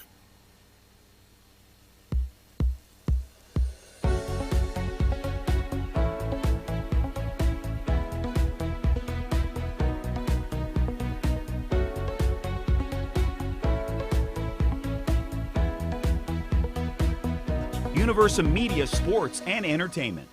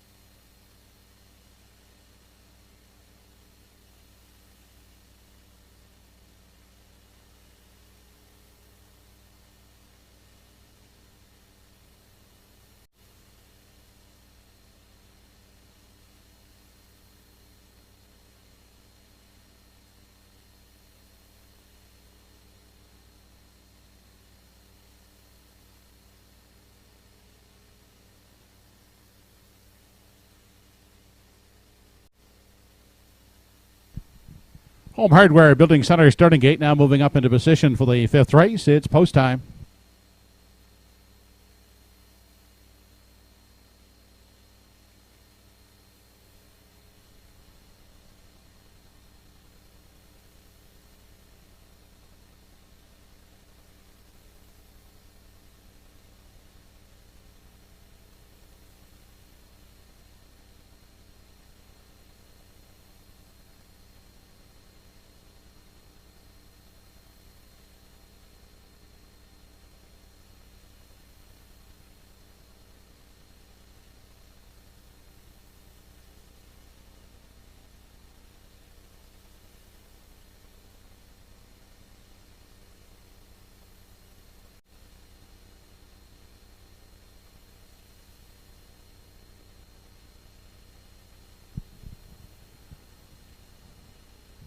Race number 5 in the program, top of the stretch, Catch 22, Black Electra, Bet on Art, Doc's Ron Henry, Reggie's Game, Stars Above, Lucy with Diamonds, and Whistling Cricket.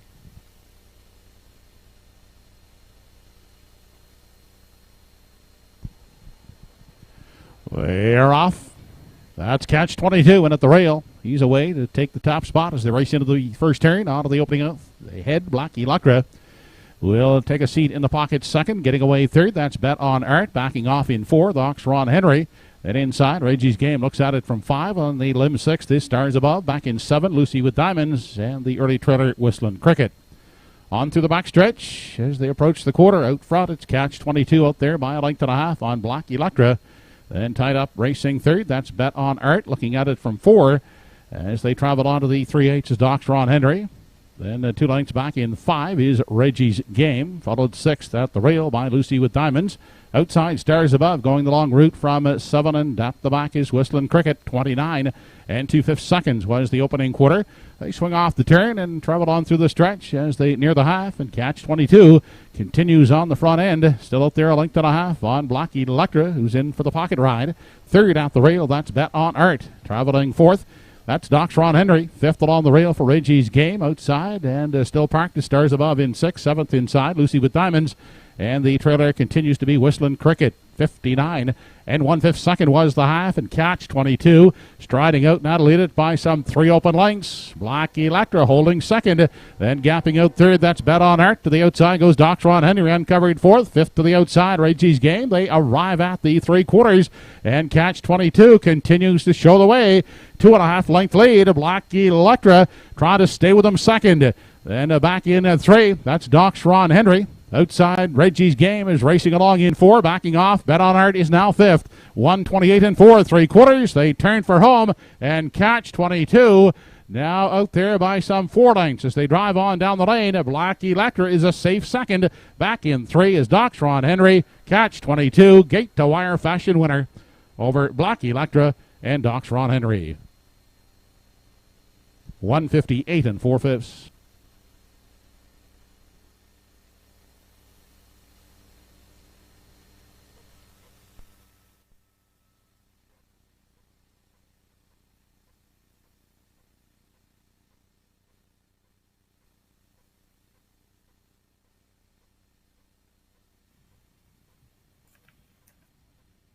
Catch 22, as good as advertised here, a much the best winner in race number 5.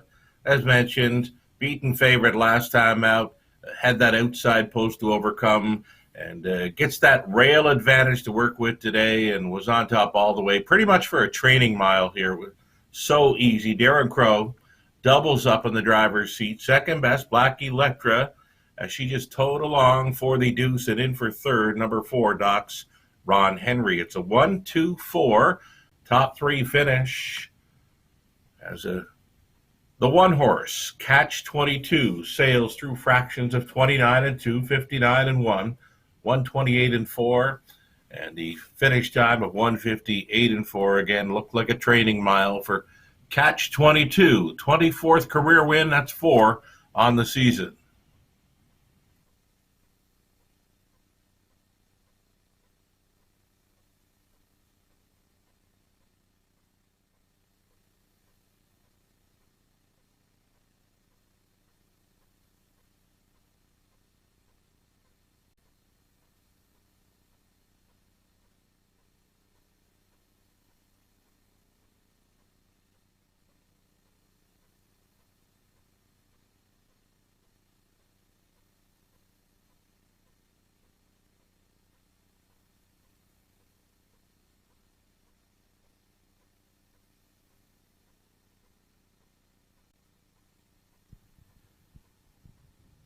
Back in the winner's enclosure, 5th race winner, number 1, Catch 22, 8-year-old Bay Gelling by Roll with Joe. Jumbo William Shearer, Sonny Siteman, and Charlie Piper, trained and driven by Darren Crow. For Darren, back-to-back driving victories. Catch 22, 158 and 4/5.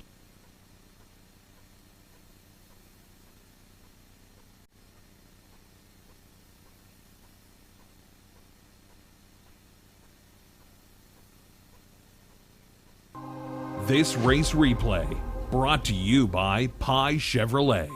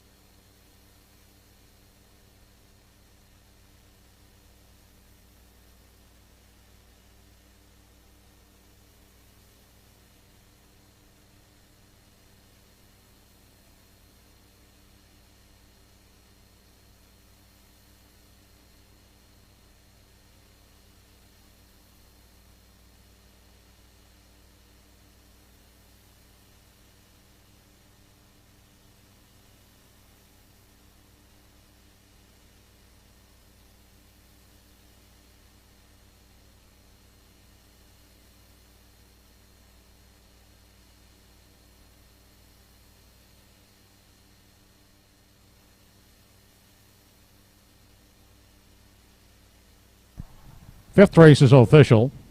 1 Catch 22 the winner. 2 Black Electra second. 3 Bet on Art seventh, finishing the mile with a flat tire. 4 Doc's Ron Henry third. 5 Reggie's Game fifth. 6 Stars Above 8. 7 Lucy with Diamonds fourth, and 8 Whistling Cricket sixth. Fractions were 29 and 2, 59 and 1, 128 and 4, and the mile for Catch 22, 158 and 4. In review from the top down, 127, 35, 8, 4, 6. Fifth race try, 124, 16.90, 1-4 exactor, $8 even. Race 6 coming up, Filly division of the Donnie and George Turner Memorial. There is a bridle change on number 8 Woodmere Leah. It's closed to open, hood with cups. Post tie for race 6 in 9 minutes.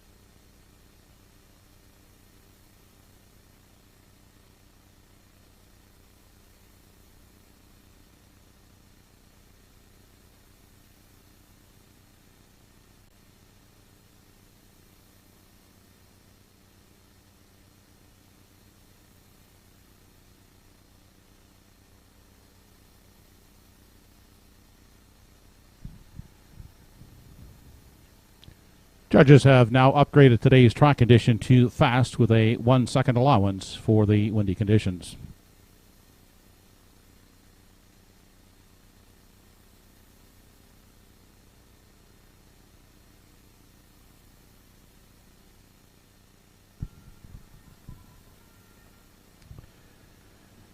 Fillies are now on the track and parading for race number 6 of the afternoon. It's the Donnie and George Turner Memorial for 3-year-old pacing fillies. They'll compete for a purse of $16,112. Here's the field. Number 1 is Havarti, owned and bred by Chantal Langell of Truro, trained and driven by Paul Langell. Blair Campbell was the breeder of 2 Mystifying, now owned by Darrell and Gordon McLean of Winslow PEI and Stephen Downey of Quispamsis, New Brunswick. Darrell McLean trains and will drive Mystifying.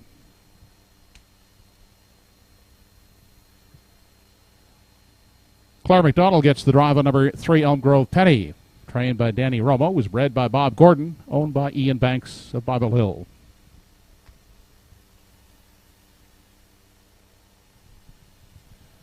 Elm Grove Penelope from post 4, trained by Stephen Lewis. Stephen also shares ownership with Henry Ponsuata. Bob Gordon was the breeder. Redmond Doucette is at the lines.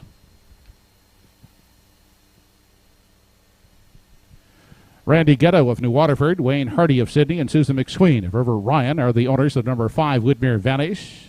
She was bred by Woodmere Farms. Trained by Paul Angel. Randy Ghetto will drive this afternoon.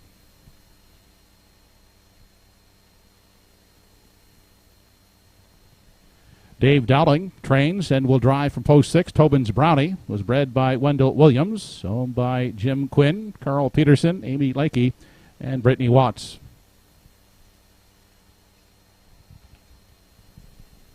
Number 7 in the field is Don't Tell Kim, bred by Salzburg Stables of Windsor, owned by Tanya Mofford of Florence. Arden Mofford trains and will drive.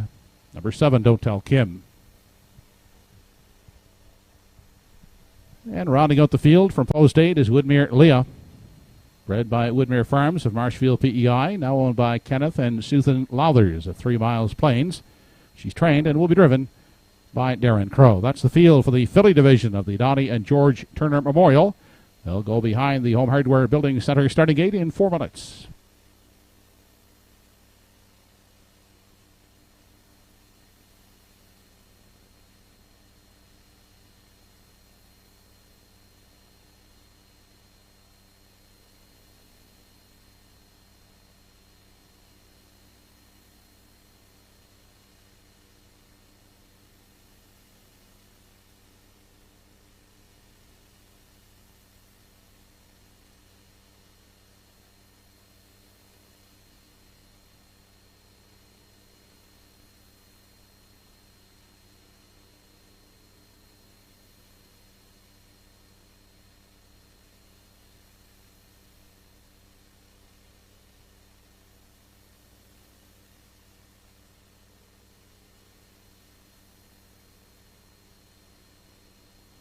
Okay, the richest purse on the day, going for over $16,000 here in the Donnie and George Turner Memorial Stake for 3-year-old pacing fillies. Heaviest action on number 6, Tobin's Brownie. And why not? She's the highest earner in the field, well over $70,000 earned on the season. Dave Dowling, a wonderful job training and driving this filly all season long. Likely to see that red shadow roll on the lead here again today. Tobin's Brownie at 2-5.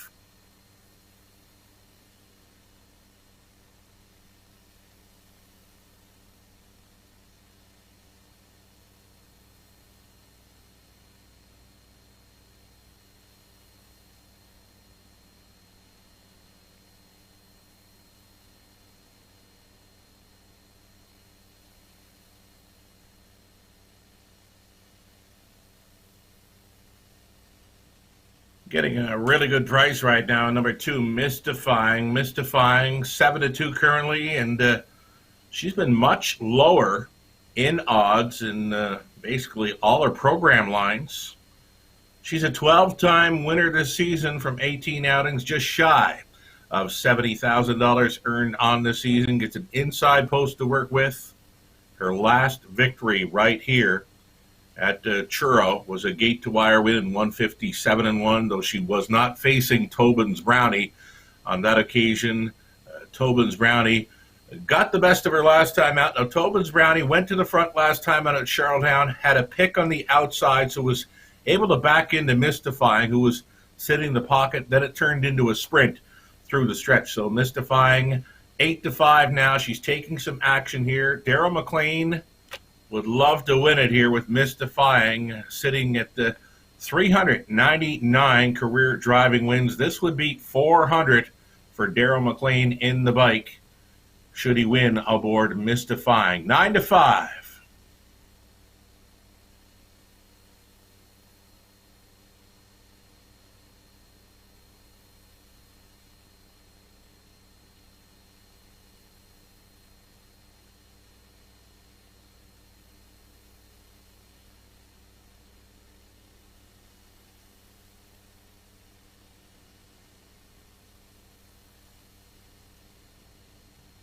Here's Havarti for the home team.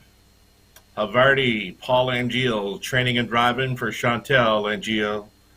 Havarti's been a winner of 3 straight, finishing 4th before those wins when racing against the Tobin's Brownie. She came from 9th to finish 4th in the Maritimer over at EPR back in early September, and then she's a 4th best finisher when Mystifying was winning at EPR the following week. Havarti with a rail advantage.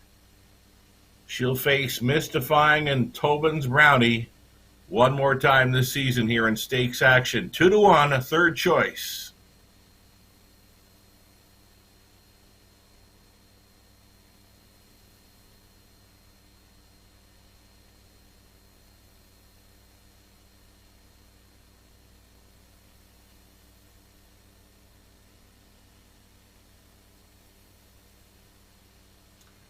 Here's Claire MacDonald on board number 3, Elm Grove Penny, for trainer Danny Romo. Another one for the home team here. Elm Grove Penny is a 3-year-old daughter of Stonebridge Terror. Winner of over $30,000 in stakes action around Maritime tracks this season. A 12-1 value player.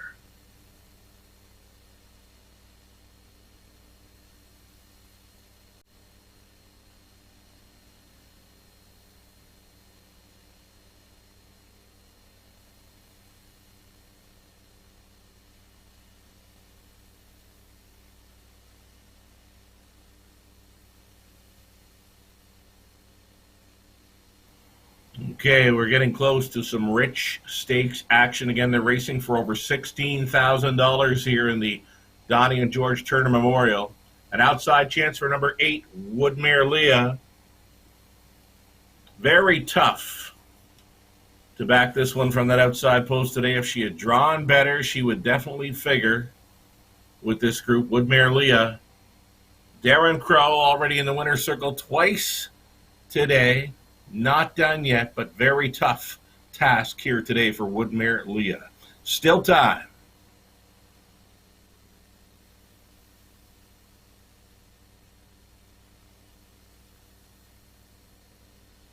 Number 5, Woodmere Vanish, a rare visit to Truro by driver Randy Ghetto. He's on board for the trainer Paul Langeal after circling them in Charlottetown in the Maritime Breeders. She finds a tough group to go up against here at 12-1. It appears the starter is calling for the horses. 3-year-old fillies now moving up behind the Home Hardware Building Center starting gate. It's post time.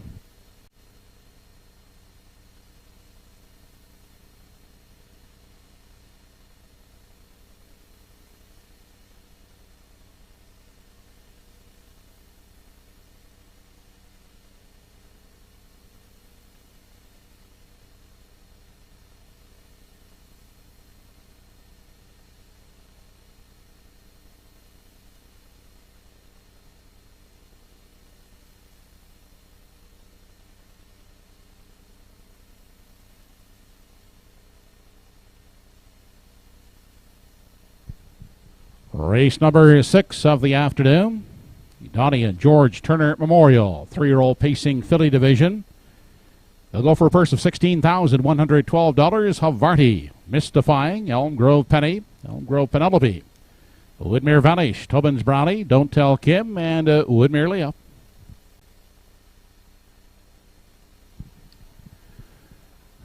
They're off. Terrible start for Havarti, moving out for the early lead. That is Mystifying, driving out to ground the lead. Up on the outside, Tobin's Brownie will get away second to the inside. Emerging in 3 is Elm Grove Penny. Back 4th at the rail. That is Elm Grove Penelope. Then pacing away in 5 is Woodmere Leah. Next in line from 6 is Woodmere Vanish. Back in 7 is a gap Don't Tell Kim. And at the back of the field after the tardy start is Havarti. A race single file past the opening quarter. Out front, Mystifying is the leader. Tobin's Brownie will travel in the pocket. The inside of 3rd is Elm Grove Penny. Looking at it from 4, Elm Grove Penelope to the outside. First over now. Here comes Woodmere Leah from 5. 6th and moving off the rail is Woodmere Vanish. 28 and 4/5 seconds was the opening quarter. The fillies continue off the top turn as they travel in through the stretch now, nearing the half. Mystifying continuing to chart the path. In for the pocket journey. That is Tobin's Brownie up on the outside, uncovered. Woodmere Leah is attacking first over third. Inside fourth, Elm Grove Penny. Then Elm Grove Penelope is the fifth one. Gap to the cover outside sixth is Woodmere Vanish. Back in seven is Havarti, and gapped out at the back is Don't Tell Kim. Onto the backside, the half 59 and 3. They're on their way to three quarters, and they're all chasing Mystifying out there. 3 parts of a length. Outside is Woodmere Leah, braving it first over second in the pocket. That is Tobin's Brownie, traveling third. Inside fourth is Elm Grove Penny to the outside from 5. Elm Grove Penelope. They arrive at three quarters. It's Mystifying holding the lead by a neck on the outside. That is Woodmere Leah racing along second, inside third, and awaiting the passing lane is Tobin's Brownie as they continue past the 7/8 and off the top turn. Three quarters in 1:30 and 2. They straighten out for the stretch drive, and they're led home by Mystifying. Woodmere Leah on the inside. Tobin's Brownie is pacing third, but Mystifying is strong in the front. Tobin's Brownie, Mystifying, a dominant winner here in the filly division of the Donnie and George Turner Memorial. Finishing second is Tobin's Brownie, and third is Woodmere Leah.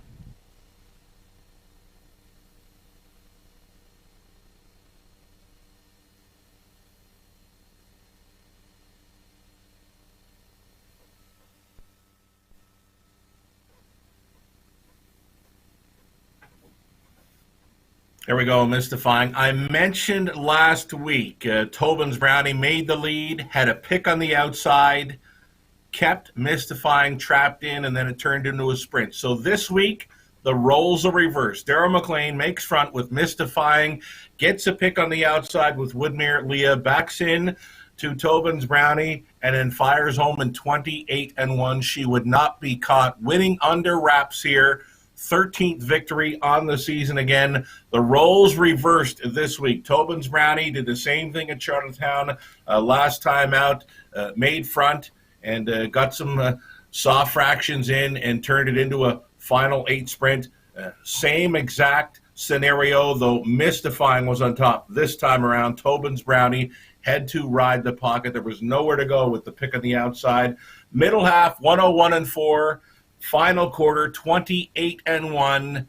Daryl McLean on the lead where he loves to be for his 400th career victory. Again, 400 driving wins for Daryl McLean, and this would be one of his highlight victories for sure aboard a Mystifying. She wins in 158 and 3 to take the Donnie and George Turner Memorial. The Connection's very happy with her performance, I would assume, today. The 6, Tobin's Brownie, finishing second, and a game third for number 8, Woodmere Leah. 268 unofficial. Daryl McLean coming back on board Mystifying.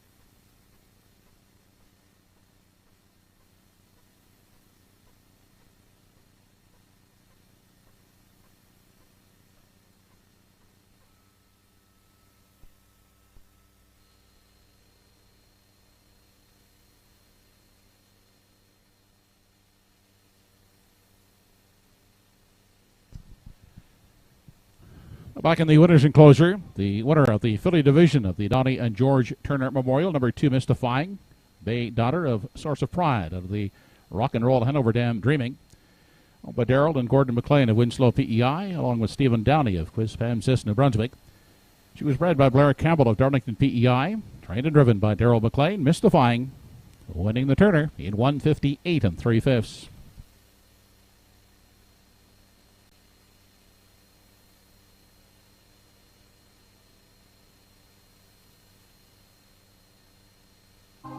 This race replay brought to you by Truro Toyota.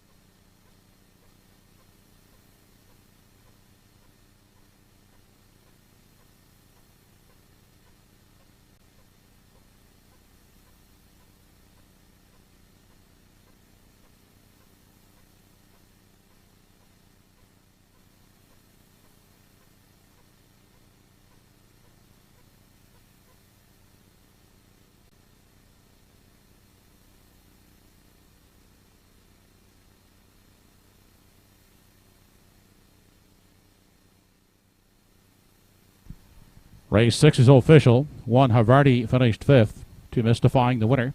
3 Elm Grove Penny 4th, 4 Elm Grove Penelope 6, 5 Woodmere Vanish 7th, 6 Tobin's Brownie 2nd, 7 Don't Tell Kim 8, 8 Woodmere Leah 3rd. Fractions were 28 and 4, 59 and 3, 130 and 2 in the mile, 158 and 3/5. From the top, 514, 67, 283. 268 try in race 6, $60, 30 cents, 26 exactor, $12.80. Up next, race 7, no changes, post time in 10 minutes.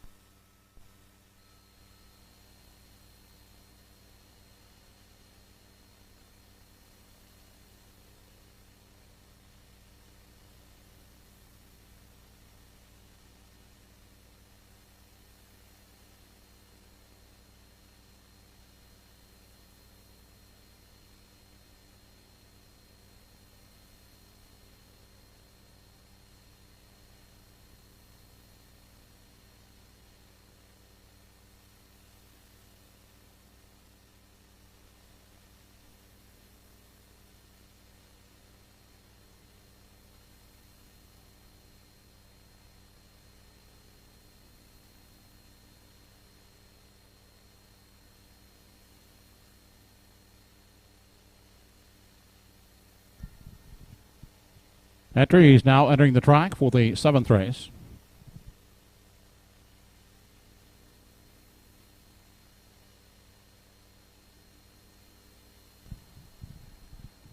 Introducing the field for race 7. Number 1 is Damn Lucky. Ambrose Gillis driving for owner Dion Gillis.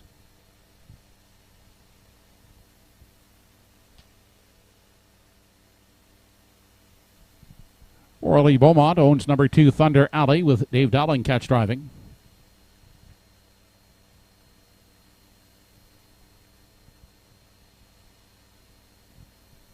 Redmond Doucette will drive from post 3. Windermere Best Man, owned by Simon Poirier and Chad McDonnell.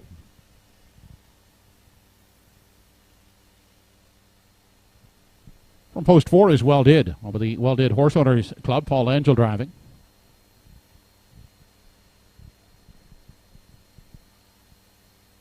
Leaving from post 5 will be Mando Fun. Jason Hughes will catch drive for All for Fun stable.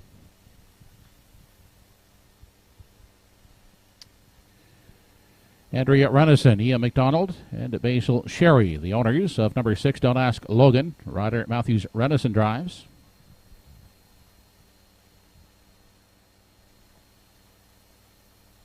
Evan Wilson is the owner and pilot of number 7, Big Engine.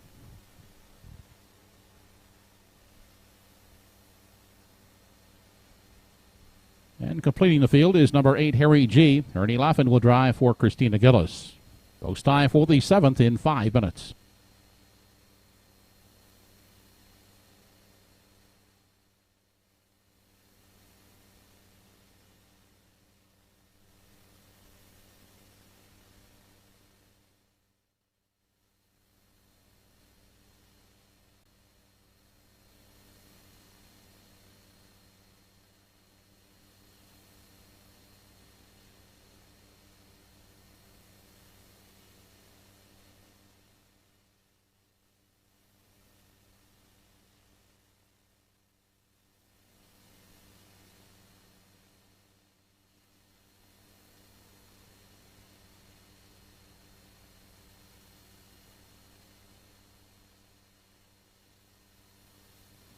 Okay, starting up the back half of a busy 12-dash program today at Truro. 12 pari-mutuel dashes. We've still got the Nova Scotia Amateur Driving Championships to come on this back half of the Sunday matinee at Truro. Getting a look at a top selection here in number 2, Thunder Alley.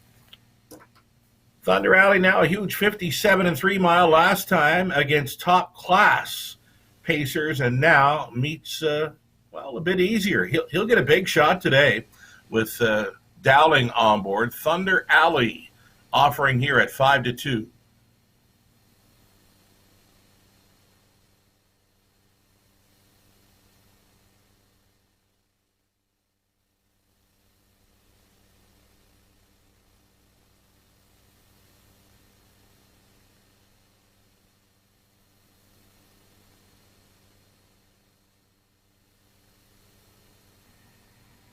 Here's number 3, Windermere Best Man.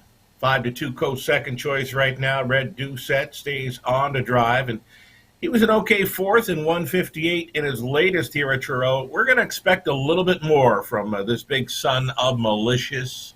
Windermere Best Man, one to think about here in race 7.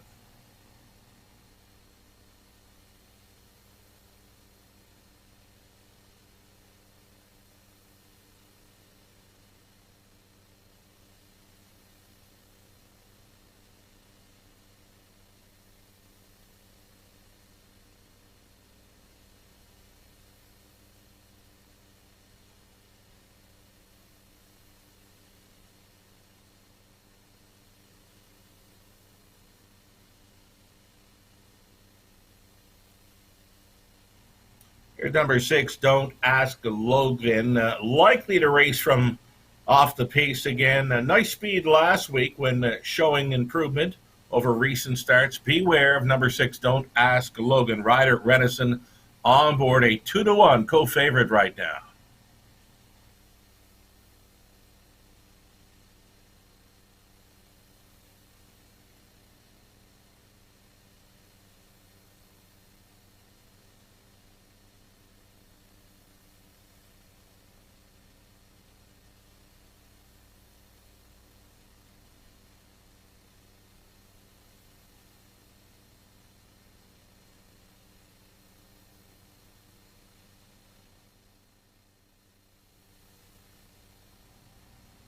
Here's the One Damn Lucky and Inverness. Northside Invader coming in. 7-5. Takes all the action here. I've left it off my top 3 selections. I just got looking at this horse, and I'm wondering if there's any gate speed. Does get the rail to work with, but in my mind, he's meeting up with tougher competition here. The 6-year-old son of Cam Luck in the winner's circle 3 times this season. A season's mark taking over Charlottetown. Damn Lucky taking all the action. Just not sure where this one's going to be sitting in the early going. About a minute to post time here, race 7.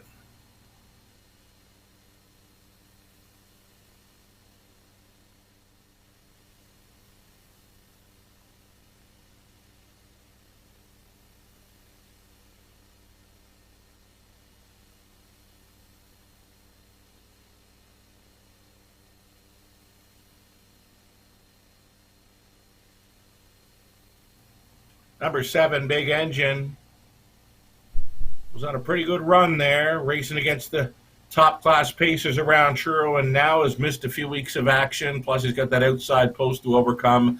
Longest shot on the board. He'll need a start.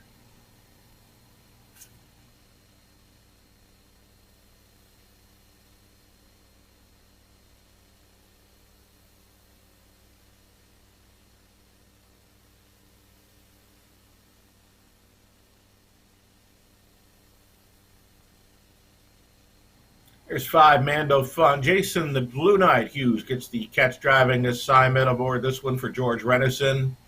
Mando Fun, great check getter. Surprised to see him at 15-1. He can go with these. The right kind of trip, he could certainly hit the top 3. The price is right, 16-1 on Mando Fun.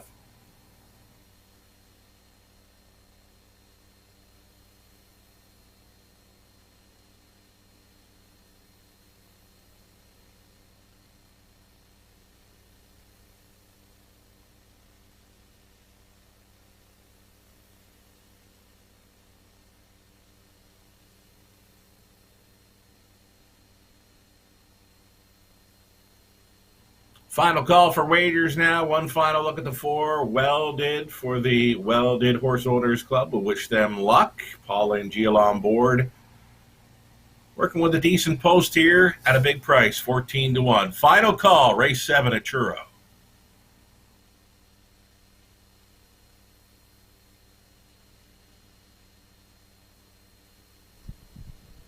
Home Hardware Building Center starting gate now moving for race 7. It's post time.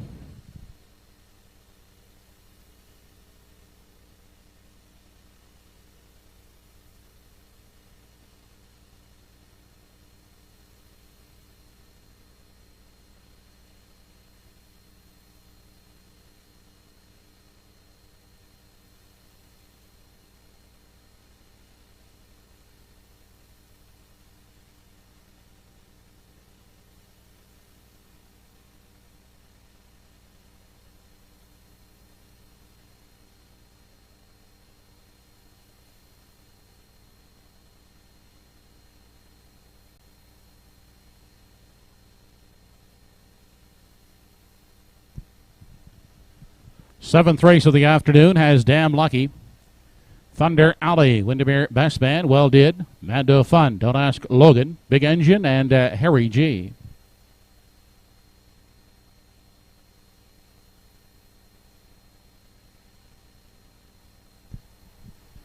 They're off and pacing. In at the rail, Damn Lucky and Thunder Alley. Those two out to battle for the early lead from the far outside.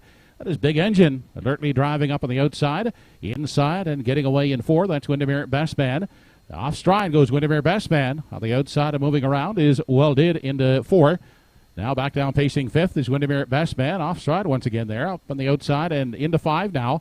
That is Mando Fun. Windermere Best Man now emerging away in 6. Back in 7 is Don't Ask Logan. And the early trailer, that's Harry G. Seating arrangements complete as the field races single file as they approach the 3/8. And on top, that's Thunder Alley showing the way. Out there a length and a quarter on the pocket sitting Damn Lucky. There goes Big Engine to the outside, uncovered 3rd. Inside and racing 4th off the turn. That's Well Did. And pacing 5 and moving up on the outside as they round the turn and race into the stretch. 28-2 was the quarter. Up on the outside, Mando Fun trying to catch up to the cover in 5. 6th and moving on the outside is Don't Ask Logan. And moving outside in 7 is Harry G. And now trailing is Windermere Best Man. Into the lower turn. They race on over now to the 5/8. The quarter was 28-2. The half paced in 58-2. Inquiry sign has been lit on the board as they race into the backstretch on to 3/4. Thunder Alley is still the boss. In the pocket, that's Damn Lucky. Outside is Big Engine, uncovered 3rd. Inside 4th, Well Did. 3 high. Here comes Mando Fun. Up into 5 as they race past the 3/4. Thunder Alley, the one to reel in. Now up and out of the pocket comes Damn Lucky, and the inside Well Did saving ground. Sneaks up into 3. Out there 3 high. Mando Fun is 4th. Inside racing in 5 is Harry G. 3/4 in 128. It's still Thunder Alley in control. Up on the outside as they swing off the top turn and straighten out for the stretch drive. It is Thunder Alley outside and trying to close in 2nd as they drive on down the stretch. On the outside, Damn Lucky, but it is Thunder Alley over Damn Lucky and Well Did. Allotted 157 flat.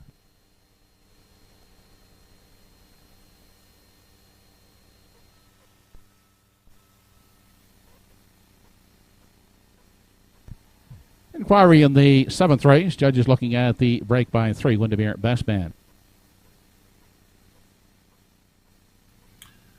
Very tough to beat Dave Dowling when on the lead anywhere in the Maritimes. Very tough to beat Thunder Alley when on the lead as well. That's 2 victories in his last 4 outings. Both victories were gate to wire. Today's through fractions of 28 and 2, 58 and 2, 128 and home, and 29 flat for a trip in 157. Thunder Alley taking a liking to Truro's track today. Very quick trip, rolling gate to wire, winning over number 1 Damn Lucky. He put up a good fight through that final quarter for Ambrose Gillis. And finishing third in there, number 4 Well Did, a 2, 1, and 4. That'd be unofficial here in race number 7. Thunder Alley and Dowling coming back for the winner's circle photo with the Beaumonts. Congratulations.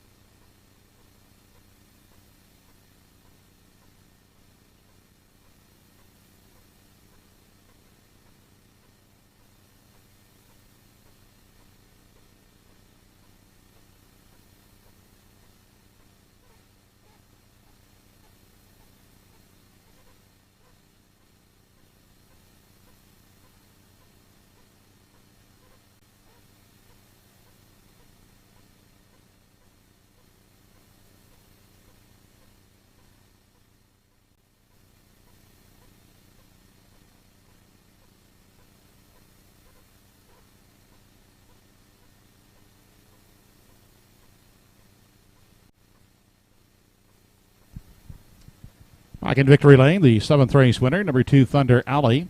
5-year-old bay gelding by Mystery Chase. With the Mach 3 dam, the 3 of us. Orly Beaumont of Judic. Travel Rick Beaumont, driven this afternoon by Dave Dowling. Thunder Alley taking the 7th in 157 flat.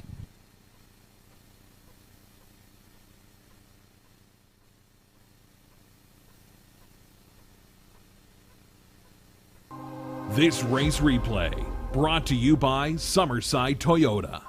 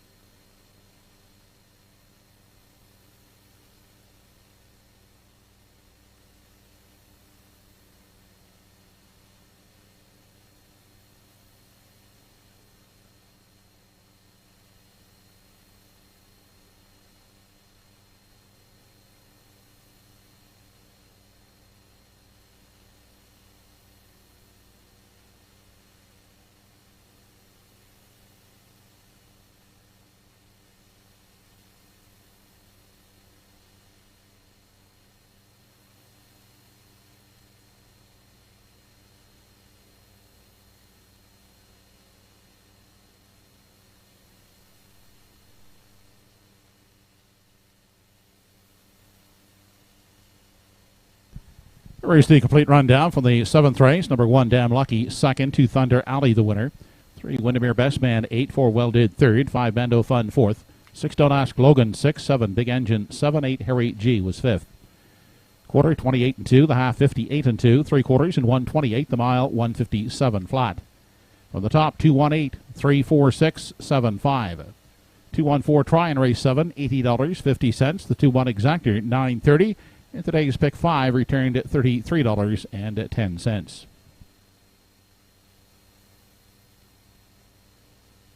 Race 8 coming up. No changes in the 8th race. Only 10 minutes to post time.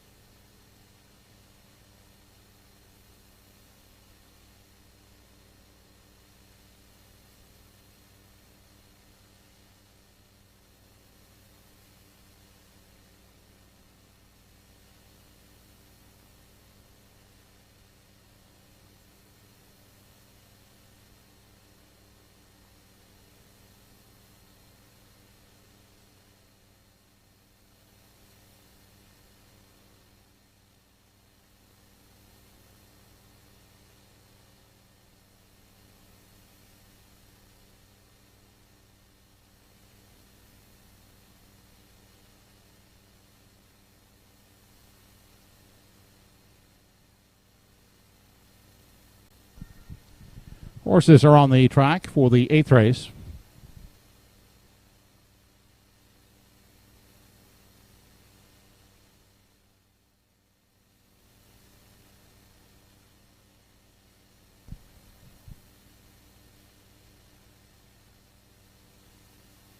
Number 1 in the field is East Coast Mariner, owned by Todd Sutherland. Redmond Doucette will drive. Number 2 in the field is Electric Sill, owned by Andrea Rendison and Clarissa Mahar. Jason Hughes aboard.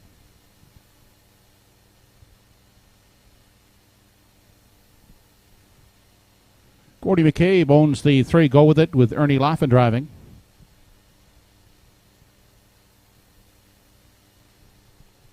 Donna Wilson owns number 4 Gia Diamond. Dave Dowling catch driving.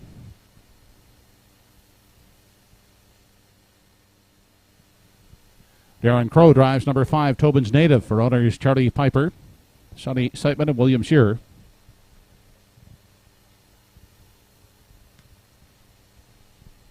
Wayne and Mark Webby, the owners of 6, What a Way to Go. Mark Webby drives.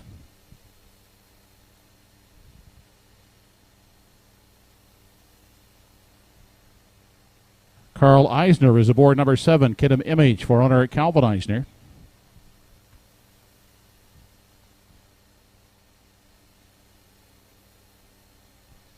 And Craig Carey will drive number 8, Lady in Paradise from post 8. Owned by Dave and Craig Carey along with Ron Garland. That's the field for race 8. Post time in 6 minutes.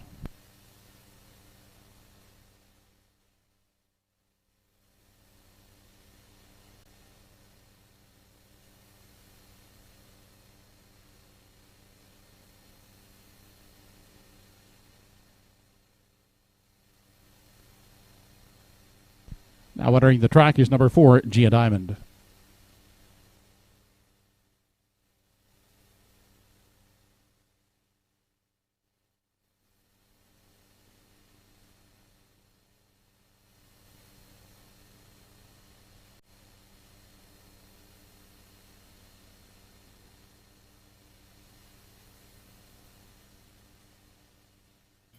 Here we go on and into race number 8 for an exactor try. Win, play, show, wager number 6. What a way to go. That parked out trip last time, it cost him, but the win before that, he was huge. If he can find that form again here, I think he can win it. 3-1 price on number 6. What a way to go.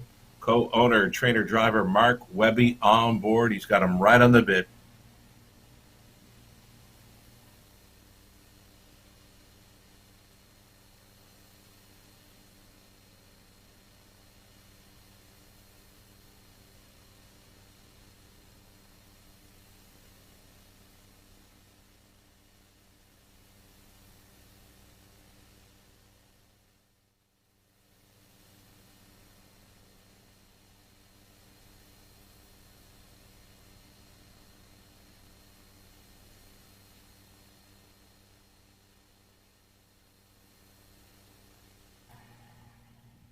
It's a large price right now. Number 5, Tobin's Native. I pegged this one for second. He's offering more than 30-1 currently. He's got 4 top 3 finishes in his last 5 outings over Truro. Worth a look again today as he remains at the same level. A longest shot on the board. I don't see that happening come post time, but right now the price is so right for 5, Tobin's Native. Have a look.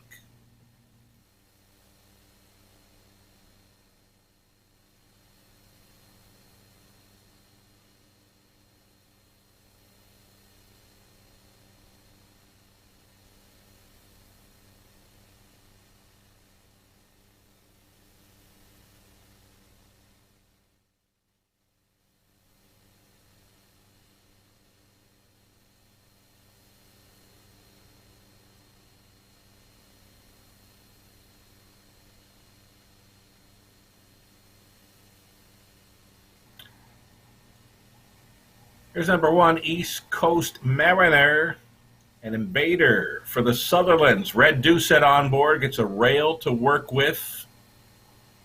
4-time winner this season. He's been on the board in 17, make it 16 of 22 outings. So East Coast Mariner figures in here, gets a rail to work with, likes to race up close. Horse players getting behind East Coast Mariner here at 4-5.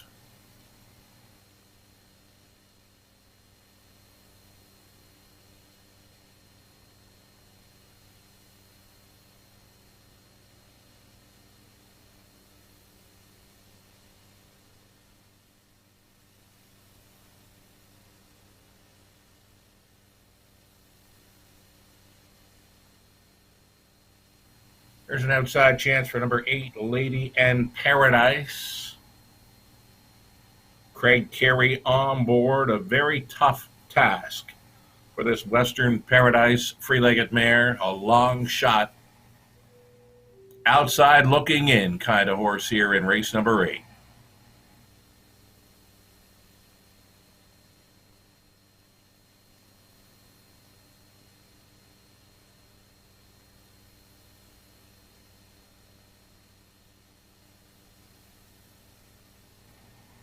Number 4, Gia Diamond. I kind of missed the driver change when going through selections here. It will be Dave Dowling on board. He's listed to drive Gia Diamond. And the last time Dave Dowling was on board was the last time she made it to the winner's circle. A 58-1 victory over Truro in mid-October. She'll get a shot here again today. 7-2 on number 4, Gia Diamond, as Dave Dowling tries to come right back.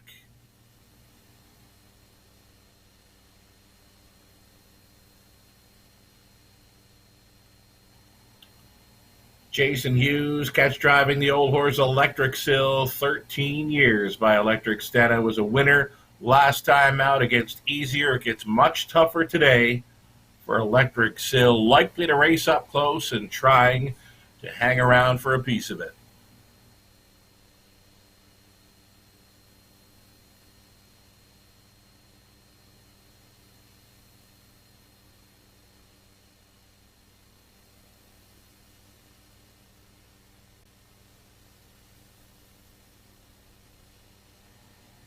Final call for wagers here on race number 8, getting set to go postward. Number 3, Go With It.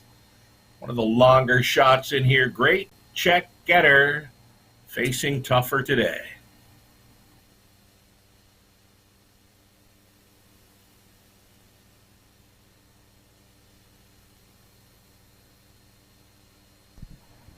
Eighth race field now lining up behind the Home Hardware Building Center starting gate. It's post time.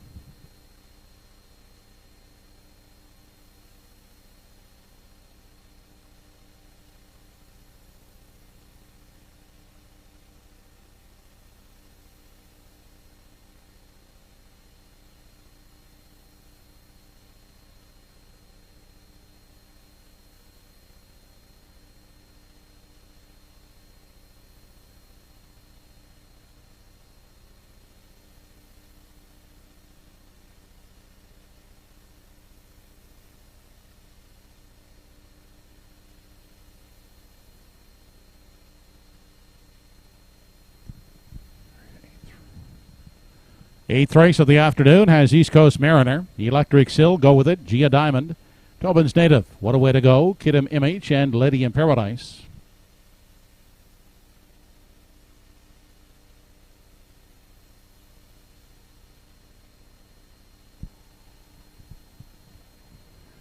They're off and pacing at the rail. East Coast Mariner, a way to grab the early lead up on the outside.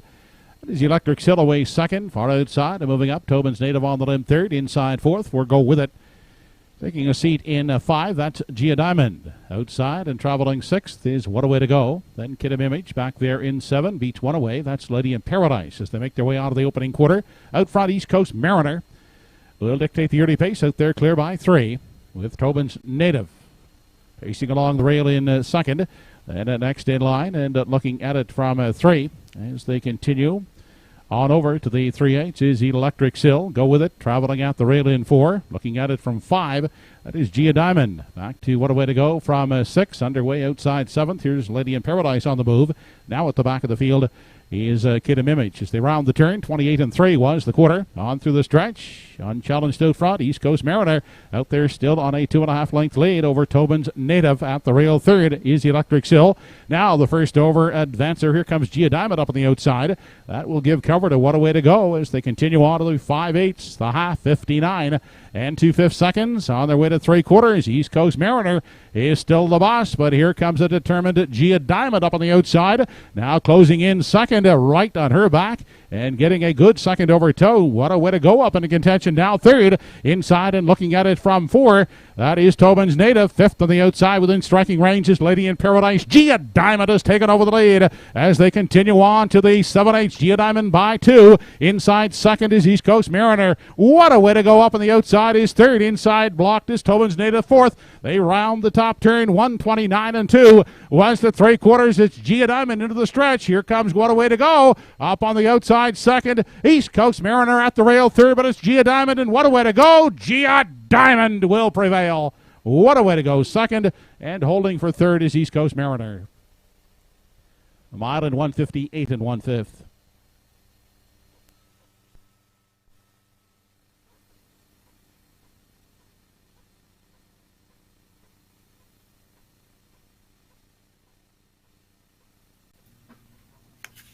Driver Dave Dowling getting along fine with Gia Diamond. She's got 2 victories this fall in Truro, both with Dowling on board. She uses a final quarter of 28-4 to put away What a Way to Go.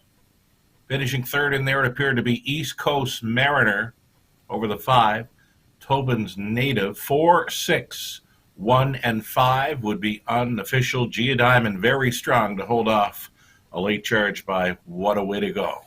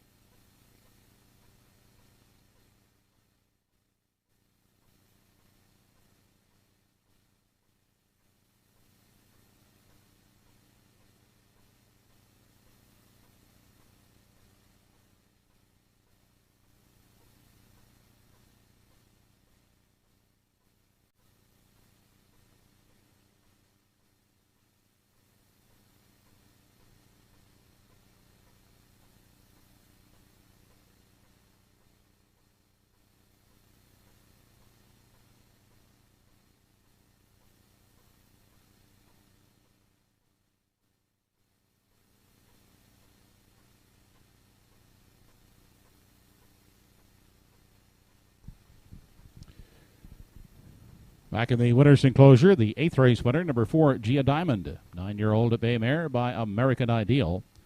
Owned by Donna Wilson of Brookside. Trained by Toby McDonald. Dave Dowling scoring back-to-back driving victories. Gia Diamond in 158 and 1/5.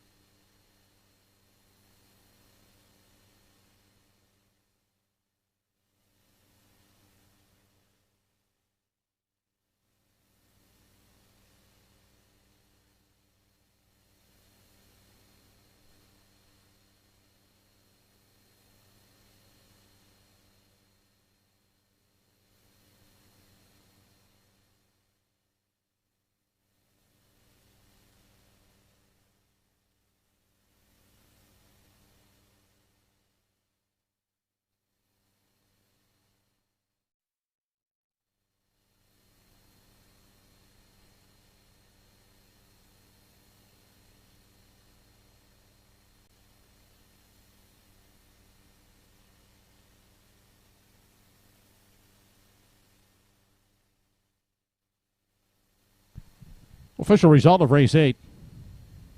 1 East Coast Mariner 3rd. 2 Electric Sills 6th. 3 Go With It 7. 4 Gia Diamond the winner. 5 Tobin's Native 4th. 6 What a Way to Go 2nd. 7 Kidam Image 8. And 8 Lady in Paradise 5th. The quarter was 28 and 3. The half 59 and 2. 3/4 and 129 and 2. And the mile 158 and 1. In a review from the top, 367 142 85.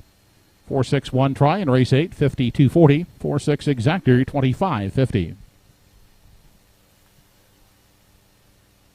9th race coming up, final division of the Donnie and George Turner Memorial. No program changes in the 9th. Post time in 10 minutes.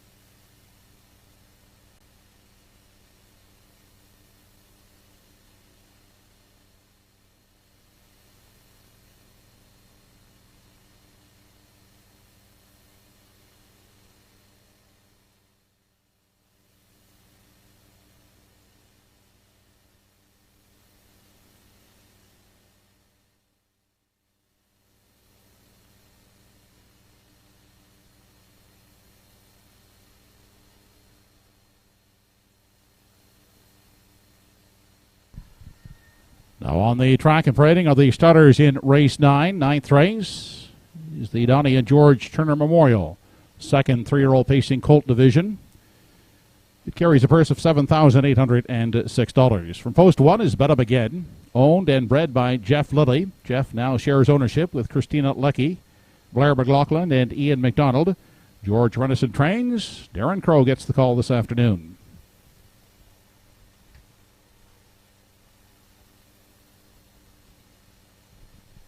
Jason Hughes trains and drives from post 2 Elliott Moose.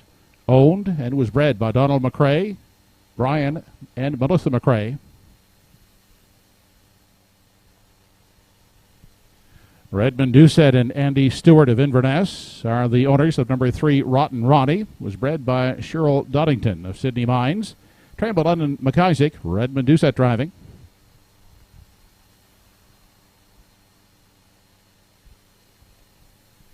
Melissa Rene trains number 4, Jaden's Magic Steel. Was bred by Barry Martin and Reuben Martin of Sydney. Now owned by Will Be Boys Racing of Charlottetown. Adam Murner in the driver's seat. And rounding out the field from post 5, Dusty Lane Sebastian. Bred by Tim Banks of Charlottetown. Owned by Cameron McCacken of Lower Onslow. Trained by Joey Green with Ernie Laffin doing the driving. That's the field for the 9th. They'll go to the gate in 5 minutes.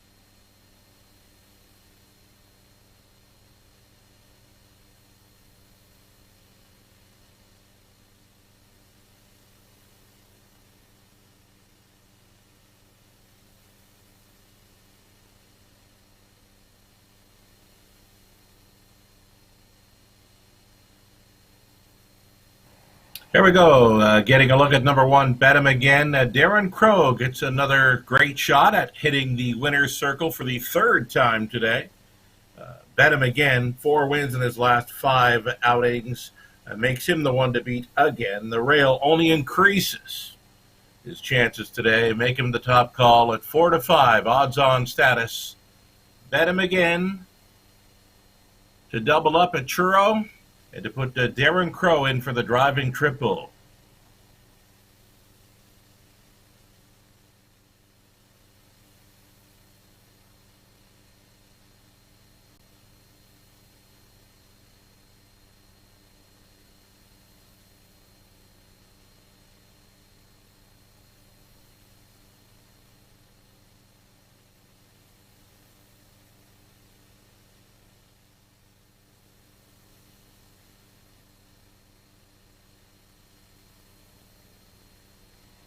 There's number 3, Rotten Ronnie. Definitely one to consider in here. A great trip last week. Could not track down our top choice, though.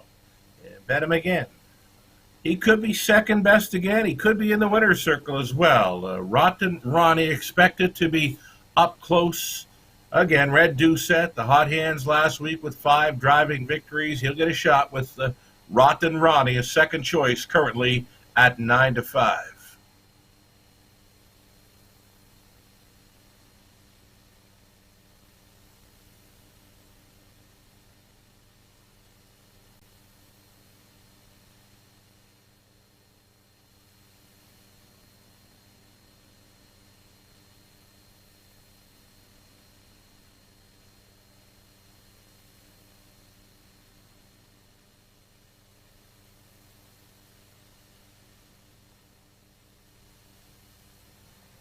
Here's to Elliott Moose. Elliott Moose now, almost $40,000 earned this season. Just a solid check getter throughout the 2021 season.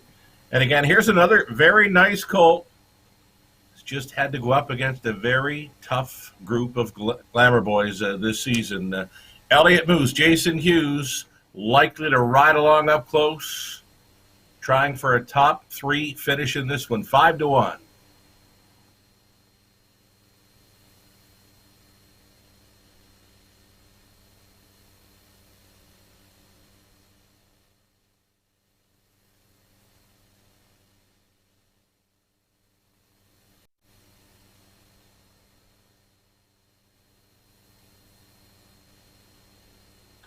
Here's the 4, Jaden's Magic Steel, just staying calm, cool, and collected here on the infield of Truro Raceway. Now, Jaden's Magic Steel's got a ton of early speed, but there's just so much gate speed to the left. I just don't see this horse sitting any better than 4th in the early going, and if he can get better than 4th in there, it would, it'd be a surprise for me. He's 3-1 right now as a 3rd choice.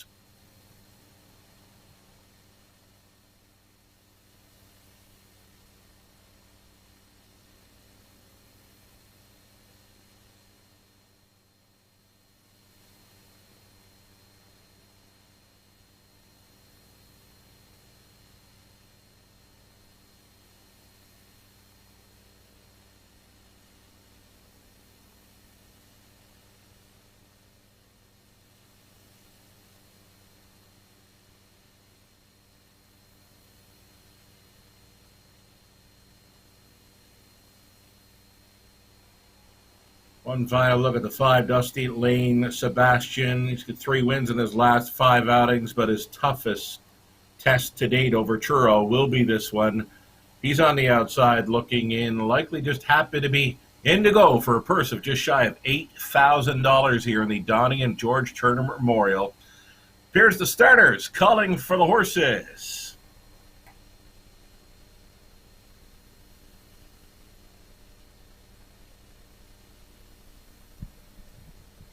Home Hardware Building Center starting gate now moving up for race 9. It's post time.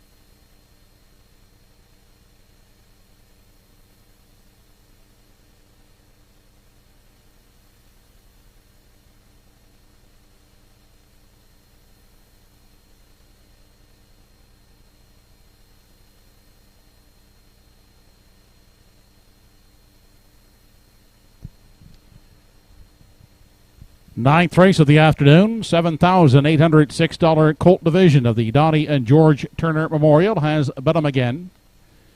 Elliott Moose, Rotten Ronnie, Jaden's Magic Steel, and Dusty Lane Sebastian.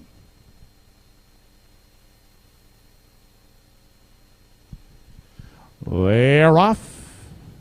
At the rail, bet 'em again. Fires out to grab the early lead with Elliott Moose coming away second, settling at 3rd. That is Rotten Ronnie. Back in 4 is Jaden's Magic Steel and the early trailer, Dusty Lane Sebastian. They get away in program order, 1 through 5 as they continue into the backstretch, headed to the opening quarter, and bet 'em again. He is showing the way out there by 2.5 with Elliott Moose giving chase second. In a 3-length separation back to Rotten Ronnie, who's pacing out of 3. Now closing up that gap. Back in 4 is Jaden's Magic Steel, and at the back of the field, that's Dusty Lane Sebastian. No change in positions as they continue on past the 3/8, the quarter, in 29 seconds flat. They continue off the top turn. A race into the stretch now as they near the half, and bet 'em again. He is the unchallenged leader as they travel in front of us now for time 1. Approaching the half, bet 'em again. Still there by 2.5 on Elliott Moose. Rotten Ronnie is at the rail pacing 3rd. Now stepping out first over. Here's Jaden's Magic Steel up Fourth on the outside, uncovered. Fifth and trailing, that's Dusty Lane Sebastian. The half in 59 seconds flat. Onto the backstretch. Jaden's Magic Steel brushing up on the outside and takes the lead away from Bedham again as they race on to the three-quarters. Jaden's Magic Steel drawing out now by 3. Up on the outside second, that is Rotten Ronnie. Inside, Bedham again racing third. Outside fourth is Dusty Lane Sebastian at the back. And up on the outside, Elliott Moose. They race on to the 7/8. Jaden's Magic Steel looking for the upset. Here is clear by 5. Rotten Ronnie endeavoring to reel him in second. Back third on the inside, Dusty Lane Sebastian. Then Elliott Moose fourth. And trailing is Bedham again. On down the lane they come. It's Jaden's Magic Steel. Rotten Ronnie is closing in. Jaden's Magic Steel will upset them here in the second division of the Donnie and George Turner Memorial for 3-year-old pacing colts. Rotten Ronnie second, Elliott Moose is third. 157 flat.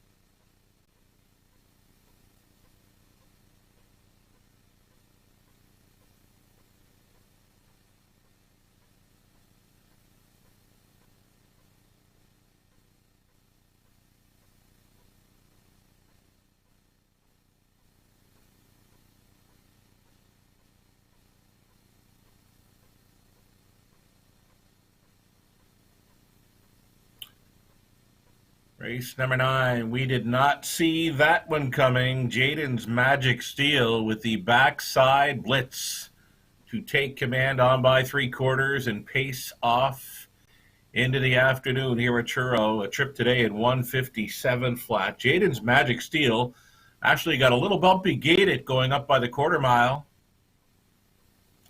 Adam Murner settled this one down to sit a patient fourth throughout. And then, as mentioned, the backside blitz. Jaden's Magic Steel went from fourth to first in a matter of strides. Bedham again just did not have it today. Had no answer for any of them in here. He finished well back, well beaten fifth in there. Fractions of 29, 59, 127 and 4, and a mile of 157.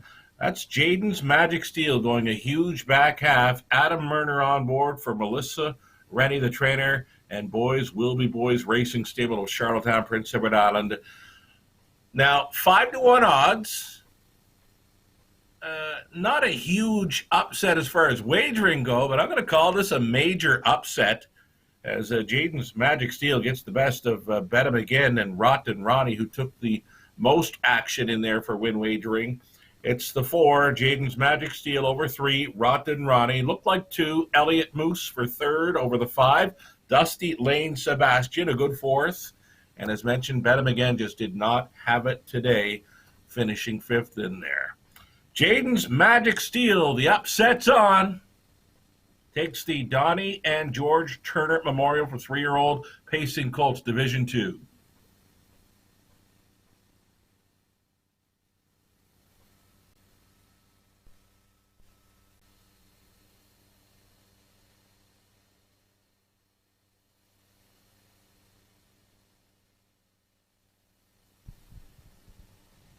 Now back in victory lane, the second Colt Division winner in the Donnie and George Turner Memorial, number 4, Jaden's Magic Steel. Big eldest son of Steelhead Hanover.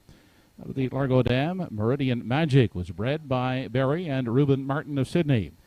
Now owned by Boys Will Be Boys Racing of Charlottetown. Melissa Rennie trains, Adam Murner drives. Jaden's Magic Steel winning the Turner in 157 flat.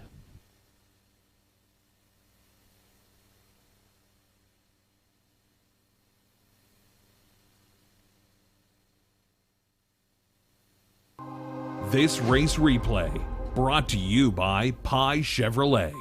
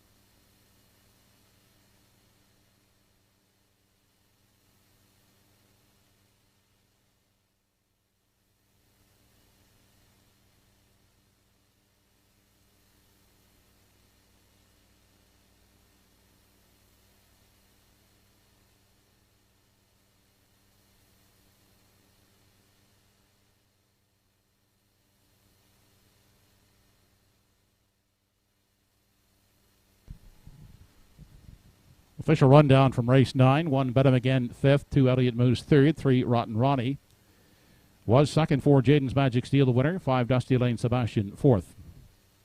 Fractions 29, 59, 127 and 4 in the mile and 157 flat. Top down 5-3-2, 1-4. $1 try in the 9th race, 4-3-2 combination, $678.30. The exactors were 4 all, 52.20.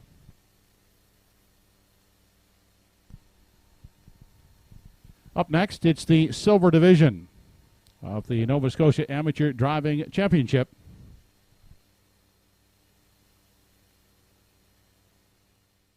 And looking ahead to the 10th race, in today's 10th race, number 8 Cam Cowillo is scratched sick.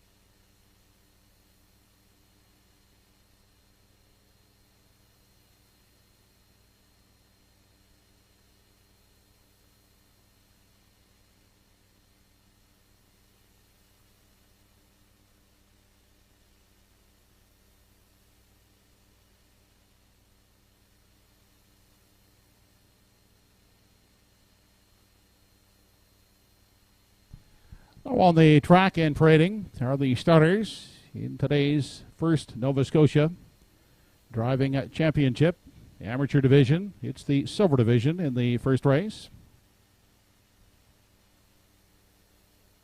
Leaving for post 1 is NS Acadian, owned by Robbie Smallwood, Keegan Madden driving.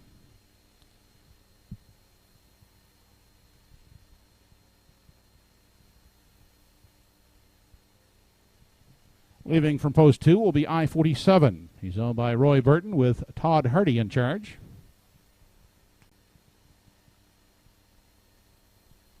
And rounding out the field is Madison Poirier, driving Quickie Kwanzaa from post 3.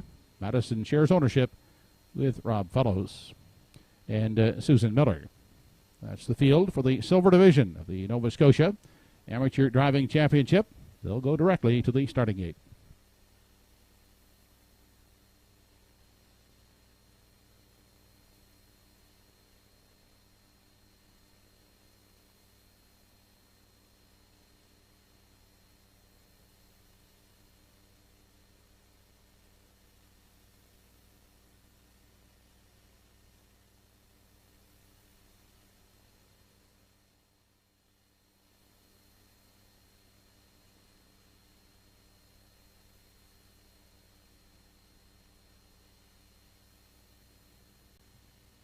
15 minutes to post time on race number 10. Before we get to it, Heat 1 of the Nova Scotia Amateur Driving Championships here at Truro. It's the Silver Division up first here, following race number 9. Got NS Acadian, Quickie Kwanzaa, I-47.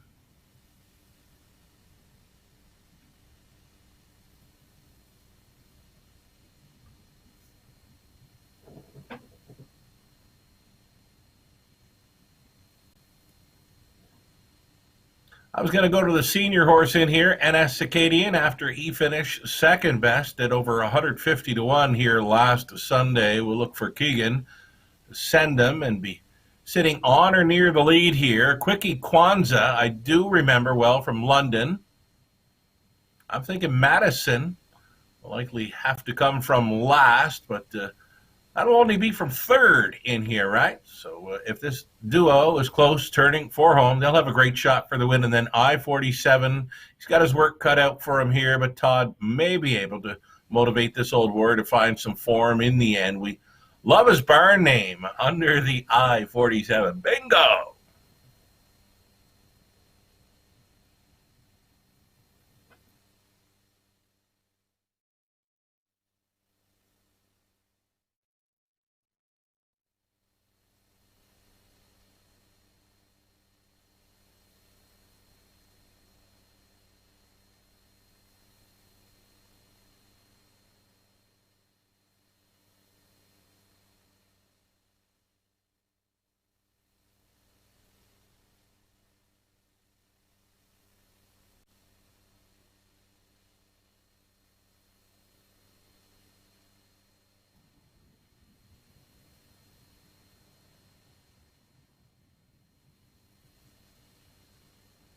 So a wonderful job by the organizers, by the participants, Caitlin Wesley, putting together this Nova Scotia Amateur Driving Championship. Amateur drivers from Truro, Northside, and Inverness competing here this afternoon at Truro Raceway. First of 2 heats. This is a silver division with the gold division to follow, race number 11.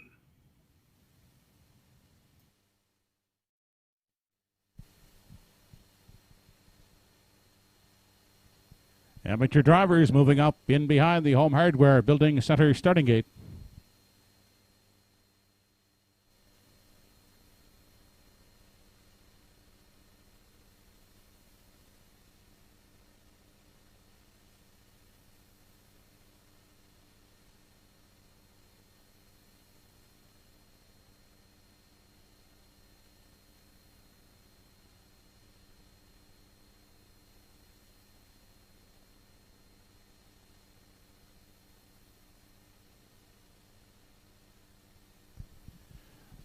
Nova Scotia Amateur Driving Championship, Silver Division, top of the stretch. NS Acadian, Keegan Madden, Todd Hardy with I-47, and Quickie Kwanzaa, and Madison Poirier.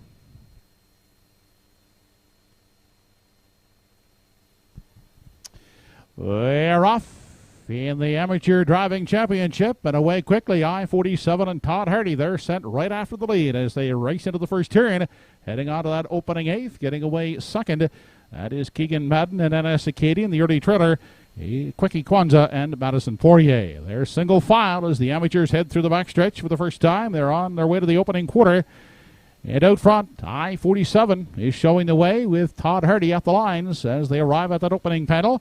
They have a lead of 2 lengths. Sitting in the pocket, that's Keegan Madden and NS Acadian. And back trailing at third, Quickie Kwanzaa with Madison Poirier. Still no change as they continue on to the 3/8. And they're still led by I-47, Todd Hardy in charge. They had them past the quarter in 30 and 4/5 seconds. Getting a good journey in the pocket second. That's NS Acadian with Keegan Madden. And still back trailing third, Quickie Kwanzaa, Madison Poirier. On through the stretch now as they arrive at the midway point. I-47 is still the boss, now leading it by 2.5. I-47 and Todd Hardy in control of the field as they race into the lower turn. Keegan Madden and NS Acadian still tracking along in the pocket. And biding her time back third, Madison Poirier aboard Quickie Kwanzaa. as they enter the backstretch for the final time. 102 and 1/5. That was the half. On to 3/4. And Todd Hardy is the one to catch with I-47 as they make their way past the 3/4. Now angling to the outside out of the pocket. Keegan Madden and NS Acadian still back third. Quickie Kwanzaa and Madison Poirier as they continue on to the upper turn. It's Todd Hardy and I-47 trying to take it gate to wire, but here comes Keegan Madden aboard NS Acadian. They're closing in up first over. An eighth left to come. 1:33 and 1 was the 3/4. NS Acadian and Keegan Madden look to take over the lead as they make the final turn. On through the stretch they come. NS Acadian, Keegan Madden fighting back on the inside. I-47, Todd Hardy up the passing lane. Madison Poirier will take the silver division of the Nova Scotia Amateur Driving Championship with Quickie Kwanzaa. Mile in 2:04 and 3/5.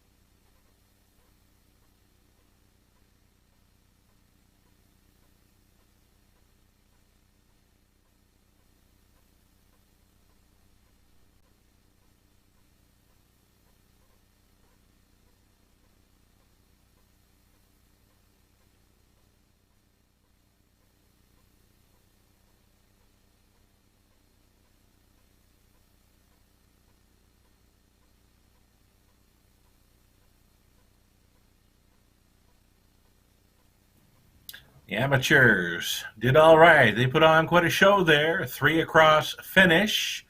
Goes to Quickie Kwanzaa up the passing lane, winning over I-47 and NS Acadian. Madison Poirier saved all the ground during that final quarter and blasted on through that inside lane through the stretch. Wonderful job and a wonderful showing by our Nova Scotia amateur drivers there.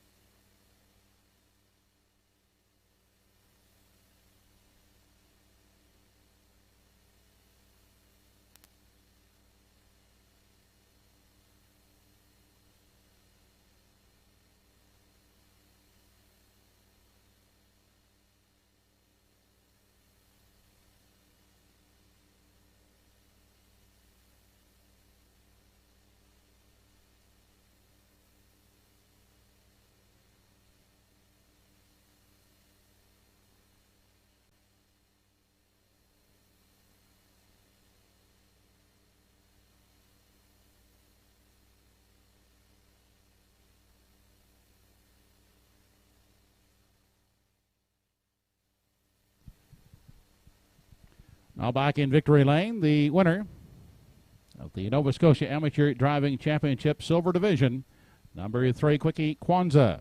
9-year-old brown gelding by Up Front Charlie, by Rob Fellows, Madison Poirier, and Susie Miller. Trained by Joe Poirier, Madison Poirier getting up the passing lane in the final strides to take the silver division of the Nova Scotia Amateur Driving Championship. Quickie Kwanzaa and Madison Poirier in 2:04 and 3/5.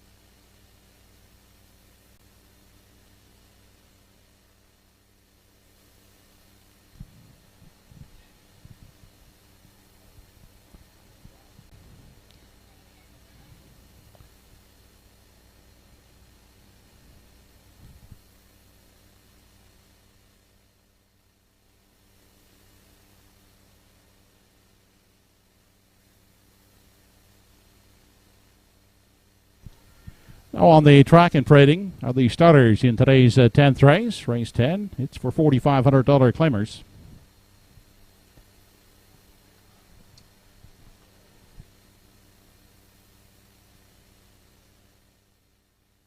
Number 1 in the field is Don't Stand in My Way, owned by Zachary Landry, Helen Landry, and Chuck O'Connor. Greg Monroe driving.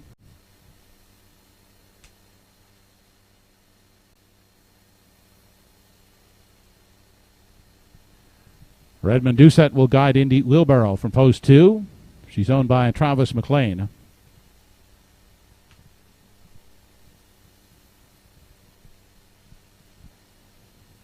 Number 3 in the field is Bob Johnsky, owned by Katie Murphy. Ernie Laughlin aboard.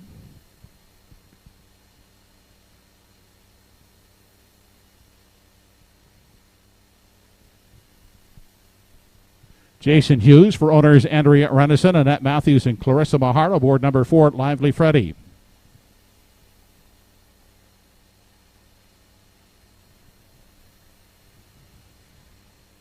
Dashpedia is the 5, Rodney Gillis for Evan Gillis.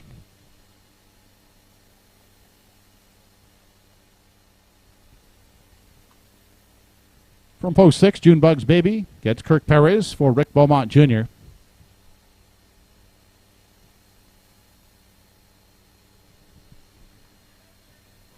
From post 7 is Puddin' Pie, Paul Angel driving for owners Wally Cameron, Anthony Repschel, and Diane Settle.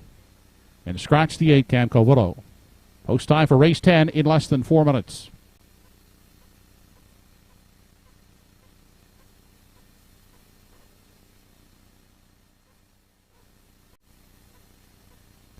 Here is the rundown from the silver division of the Nova Scotia Amateur Driving Championships. 1NS Acadian was 3rd, 2 I-47 2nd, and 3 Quickie Kwanzaa and Madison Poirier were the winners. Fractions were 30 and 4, 102 and 1, 133 and 1, and the mile in 204 and 3.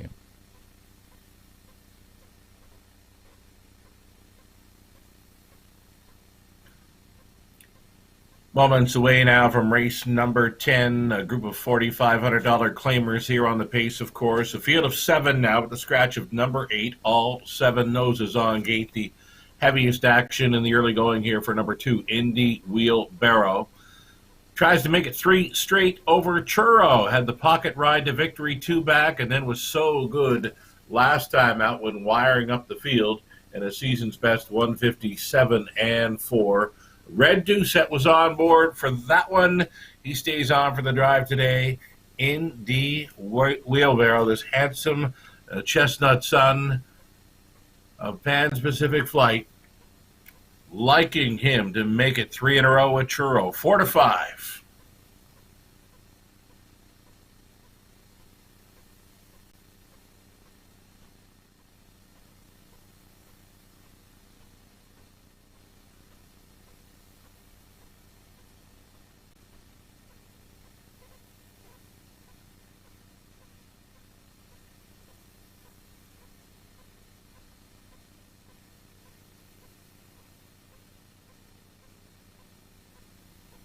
An improved post this week for number 4, Lively Freddy, leaving from the center now. Jason Blue-Eyed Hughes on board, trying to find a trip for this one today. More than capable of a top 2 finish. Lively Freddy is second choice at 5 to 2.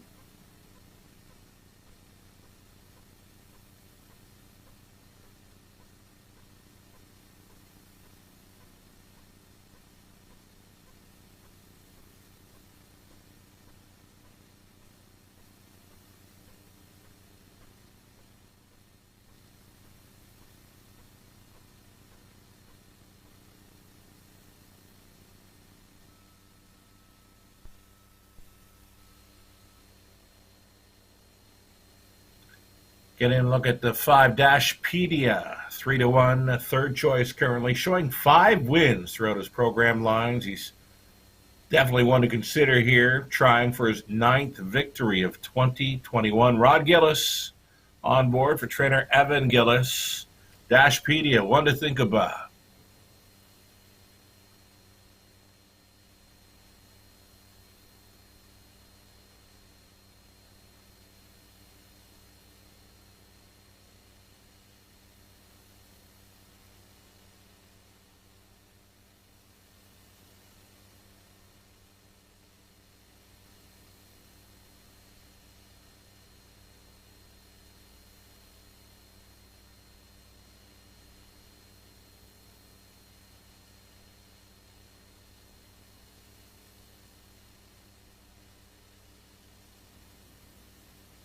There's 6, Junebugs Baby, staying calm on the infield here. The 12-year-old son of Western Paradise with 68 career victories.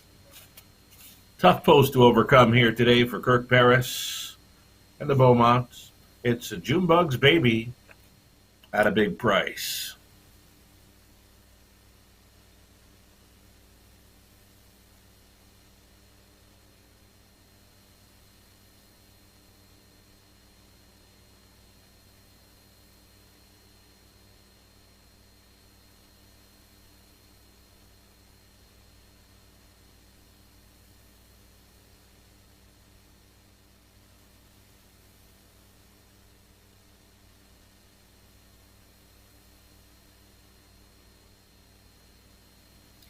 Here's 3, Bob Johnsky. It's Ernie Laffin catch driving today. Not a whole lot of early speed from this one, but he does like to close up well. He just needs a helmet to follow for a long ways. 15-1 for Bob Johnsky.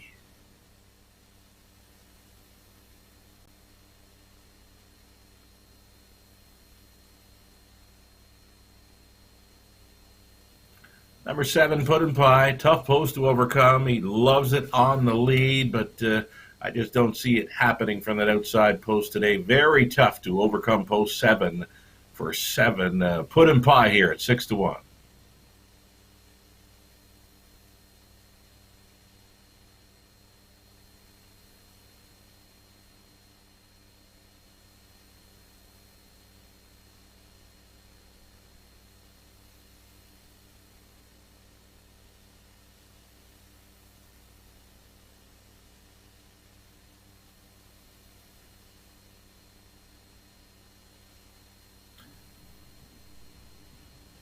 Heaviest action continues on 2, Indy Wheelbarrow here at 1-4. One final look at the 1. Don't stand in my way. If you're looking for a price underneath Indy Wheelbarrow, could be that 1. Don't stand in my way. Greg Monroe is on board for the drive. Final call.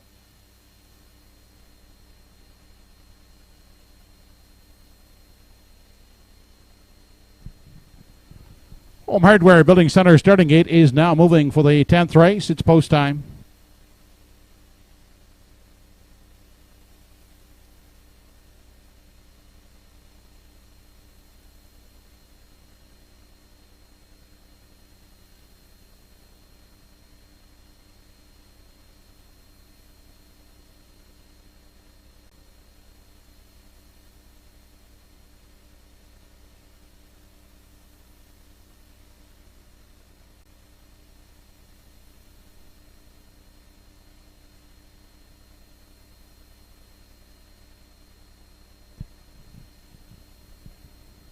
Race number 10 on the afternoon. Don't stand in my way. Indy Wheelbarrow. Bob Johnsky, Lively Freddy, Dashpedia, Junebugs Baby, and Puddin' Pie.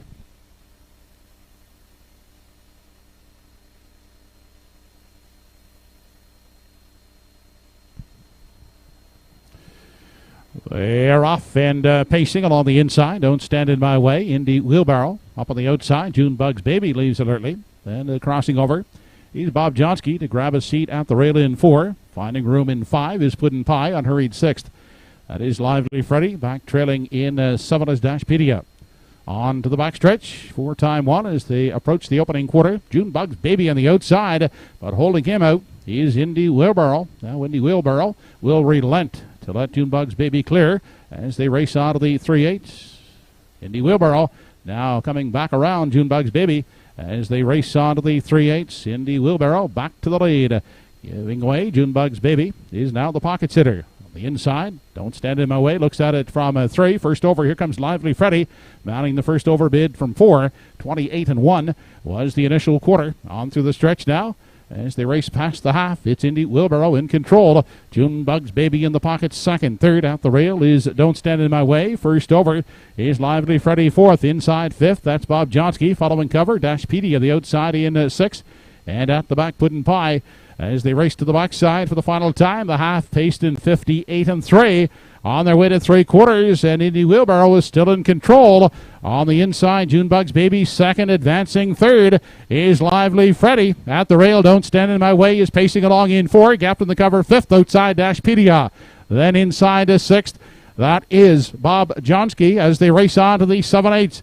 Indy Wheelbarrow is the one to catch. Outside second is Lively Freddy. Now losing contact third is Junebug's Baby up on the outside. Dashpedia into third. On past the 7/8. 1:29.1 was the 3/4. They turned for home. And Indy Wheelbarrow trying to fend off the first over attacker, Lively Freddy. On down the stretch. Indy Wheelbarrow. Lively Freddy on the outside. Indy Wheelbarrow holds off Lively Freddy. And finishing third. It's awfully close for the show spot.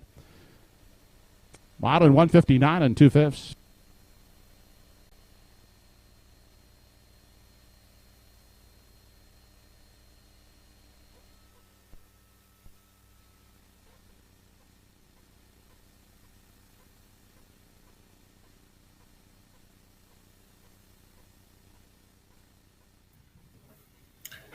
A rarity to see a pair of chestnuts going at it through the stretch drive here. We've got Indy Wheelbarrow against Lively Freddy. Indy Wheelbarrow holding on to make it 3 straight victories in Truro. It was give and it was go action for Red Doucette as he let Junebug's Baby make front at the quarter mile. He came back around, and that was the winning move to put this horse back on the lead. Middle half of 1:01 sealed the deal for the rest of the field. Indy Wheelbarrow again for 3 straight at Truro. Red Doucette on board for 2 of those victories. Lively Freddy was a gutsy second and finishing third in there. Well, it was tight. Number 5, Dashpedia, was trying to hold against number 3, Bob Johnsky, who was closing up well.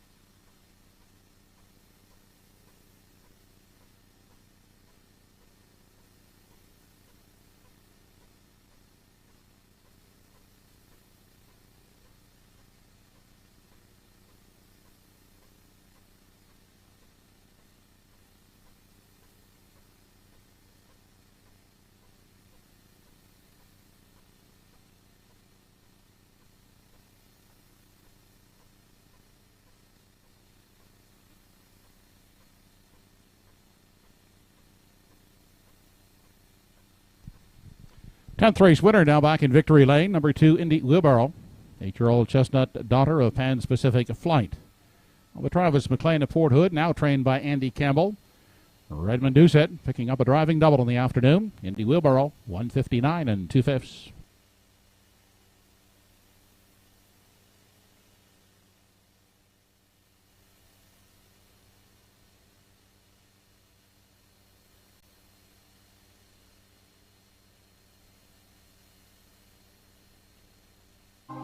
This race replay brought to you by Truro Toyota.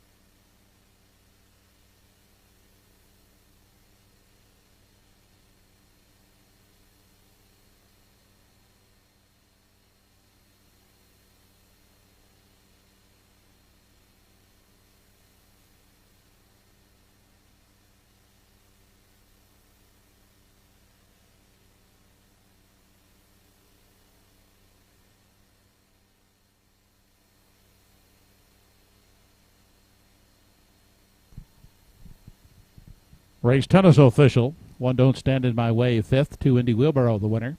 3 Bob Johnsky, 3rd. 4 Lively Freddy, 2nd. 5 Dashpedia, 4th. 6 June Bugs Baby 7, 7 Puddin' Pie 6, and 8 was scratched.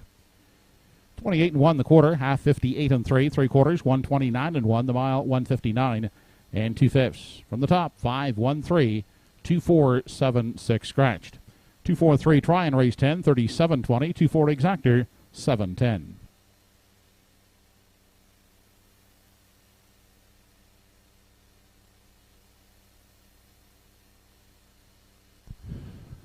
Up next, races 11 and 12, the late daily double. No program changes. With post time for race 11, first half of the late double in less than 9 minutes.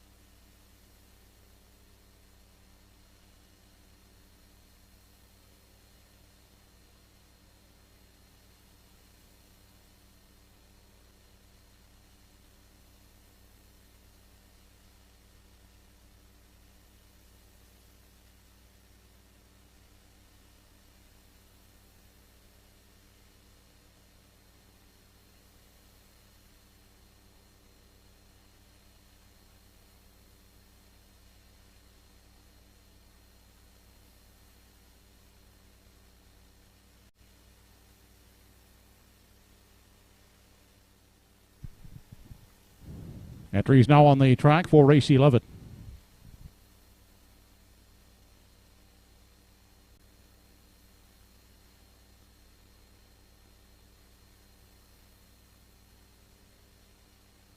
Introducing the field, number 1 is Good Friday 3, owned by Debbie Ellis with Andy Campbell driving.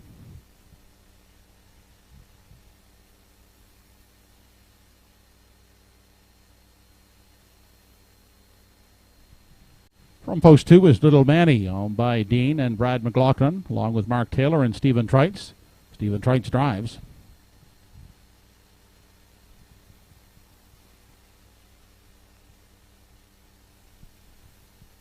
Redmond Doucette handles 3, intended royalty for owners Randy and Edward Copley.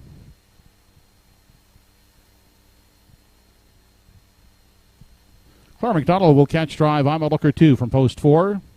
He's owned by Bob Samara. Diane Livingstone, the owner of 5, Ashes to Diamonds. Darren Crow in the seat.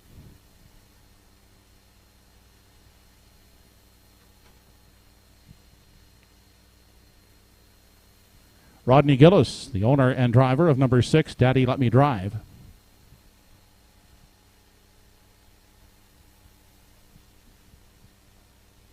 Chantel Langell and Dana Ghetto, the co-owners of 7 Rusty Roddy, with Paul Langell aboard.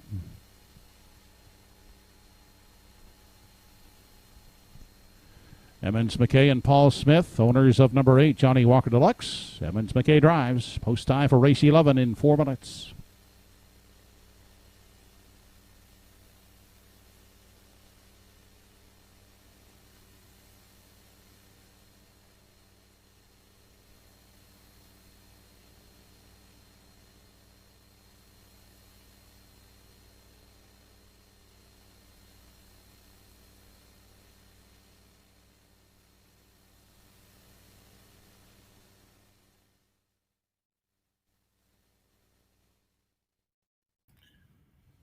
Here's the top class age pacers for this afternoon's race car, going for a purse of $2,000. And number 2, Little Manny, will try to double up here. An easy winner. Last time out, he was so good when sprinting home in 28 flat to take last week's fast class in 156 and 3. I can see him doubling up here. Steve Trites on board. Little Manny, the public behind this one as well at 8-5.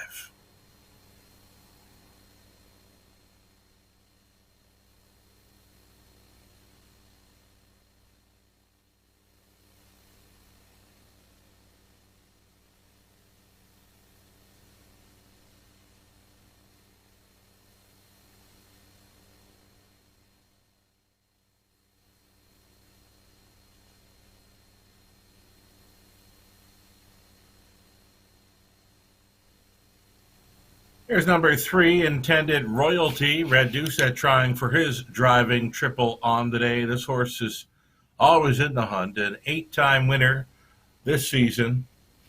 And Red, he gets along fine with Intended Royalty, this veteran campaigner. He's a player with these. Try him for second. Intended Royalty, 2-1, second choice.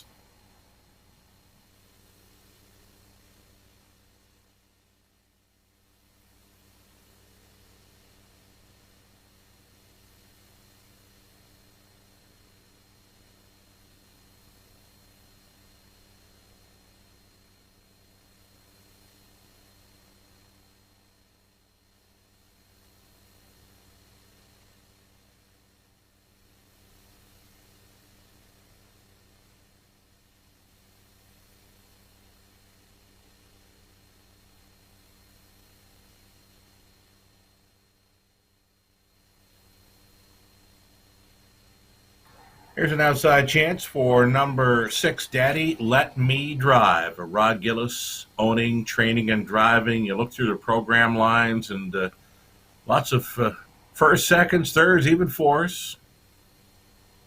21 times in the top 3 from 28 starts in 2021. Daddy Let Me Drive. One to consider here, offering 7-1.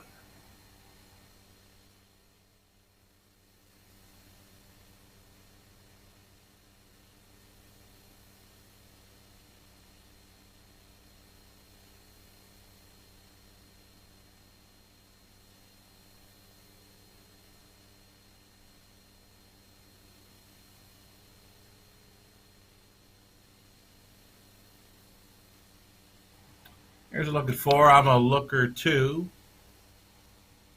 Huge victory, 2 back over Charlottetown, and then third best the last time out in a Truro top class heat. Claire McDonald gets the driving assignment aboard 4. I'm a looker 2 today for trainer Danny Romo. 4-1 value player.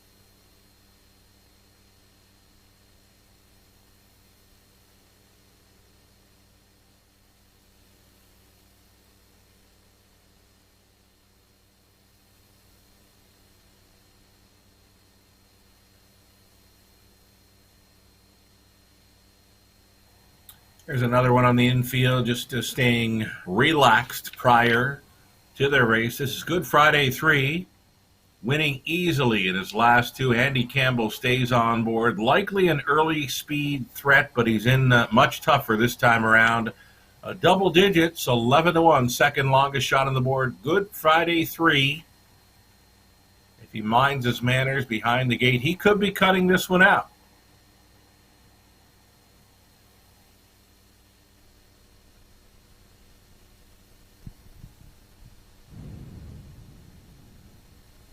Starters in the 11th race. Now moving in behind the Home Hardware Building Center starting gate. It's post time.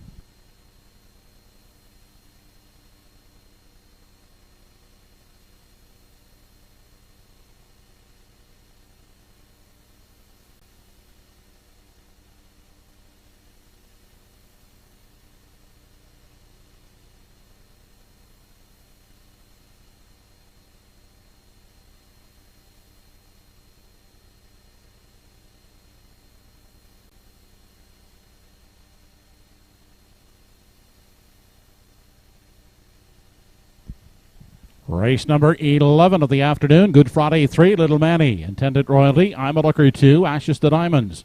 Daddy Let Me Drive, Rusty Roddy, and Johnny Walker Deluxe.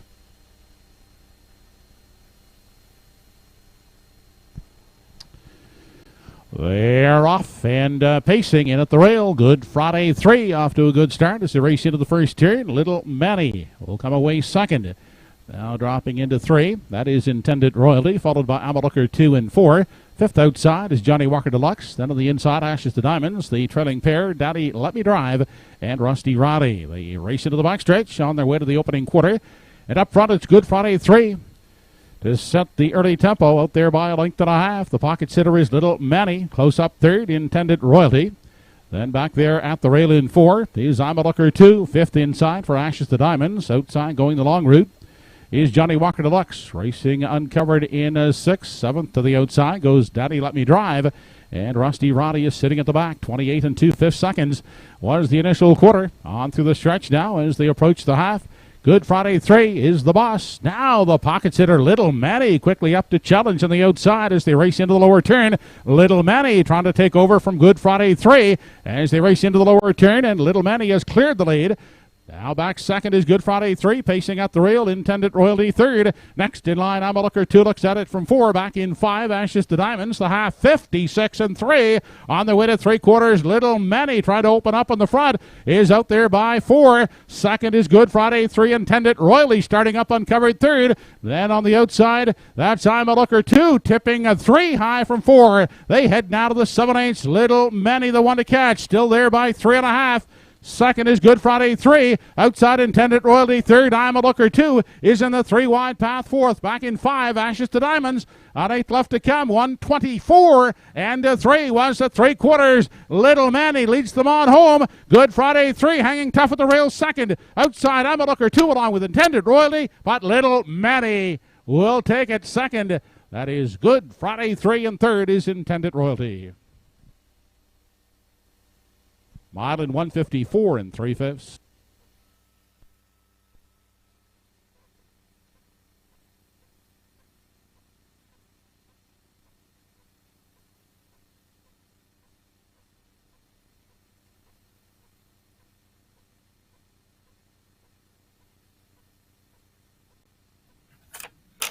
How about a Little Manny falling in love with Truro, scorching the oval today in 1:54 and 3. He just dropped his lifetime best by 2 seconds, 2 full seconds.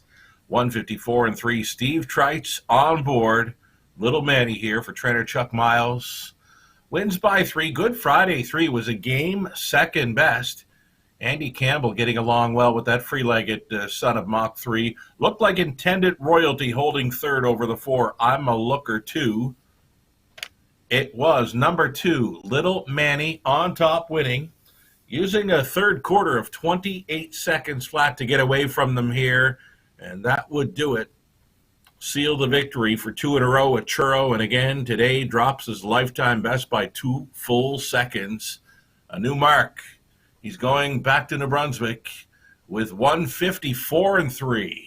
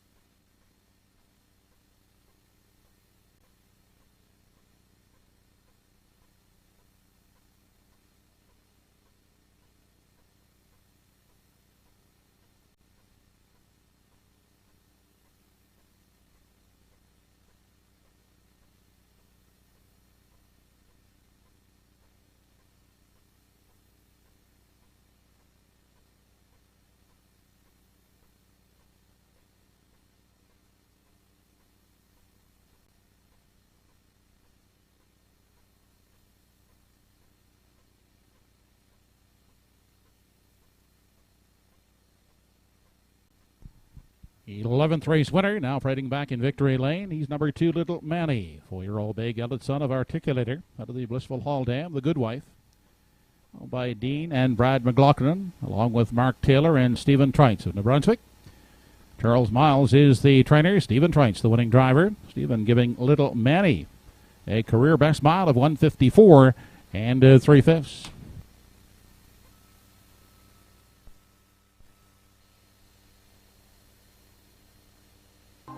This race replay brought to you by Summerside Toyota.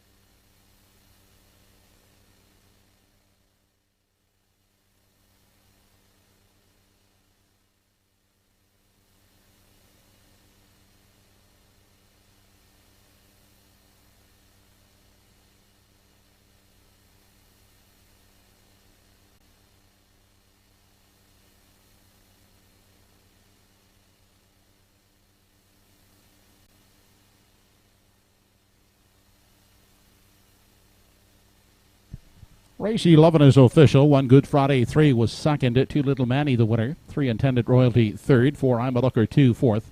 5 Ashes to Diamonds 5th. 6 Daddy Let Me Drive 8. 7 Rusty Riley 6 and 8 Johnny Walker Deluxe was 7th. Fractions were 28 and 2, 56 and 3, 124 and 3 in the mile. A career best mile for Little Manny, 154 and 3/5. From the top, 213, 458, 67. 213 try, 2670. The 2-1 exactor, 1210.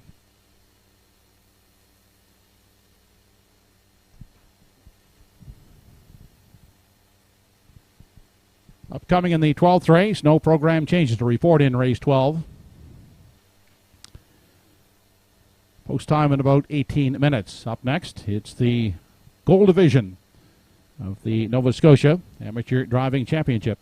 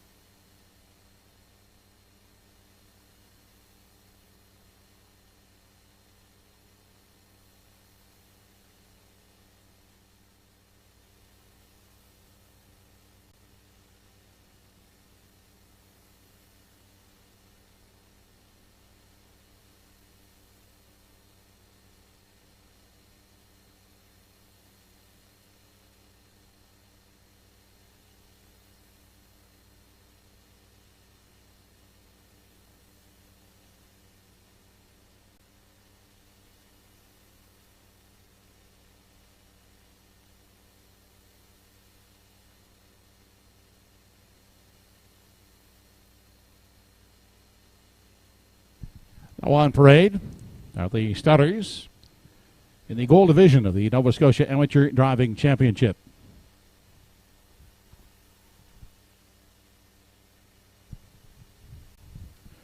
From post 1 in the field is Electra Express, owned by Brody Ellis, with Heather Gaddy at the lines.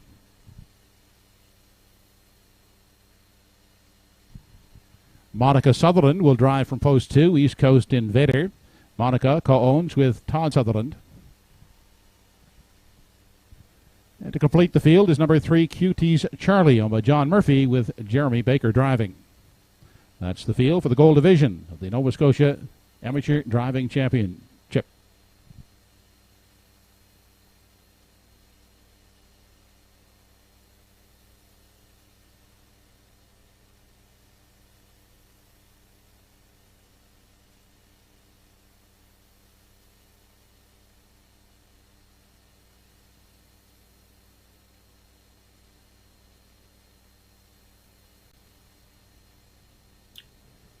Moments away then from the start of Heat 2 for the Nova Scotia Amateur Driving Championships. This is the gold division coming up. And now, being an East Coaster myself, I've got to get behind the East Coast Invader out of post 2 here.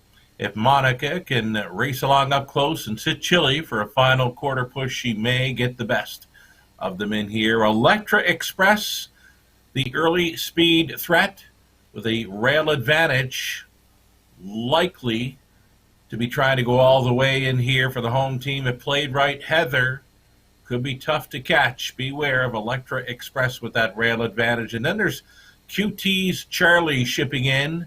He's fitting in well today. Driver Jeremy could be hoping for an early tussle between my top 2. If that were to happen, it could be this fella going around the gals late for the upset.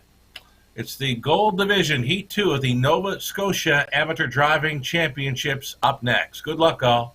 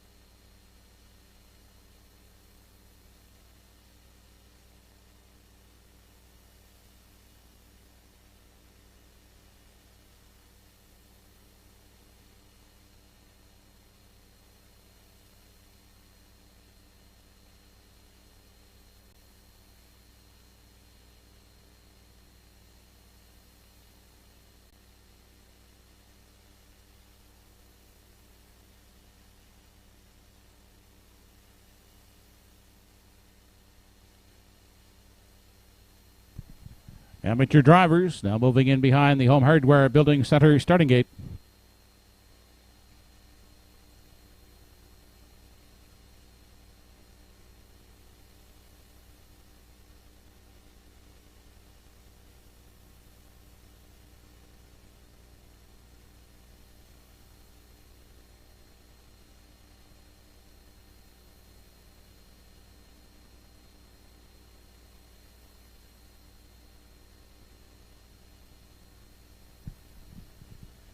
Top of the stretch, gold division of the Nova Scotia Amateur Driving Championship, Electra Express with Heather Gaddy, East Coast Invader, Monica Sutherland, and QT's Charlie with Jeremy Baker.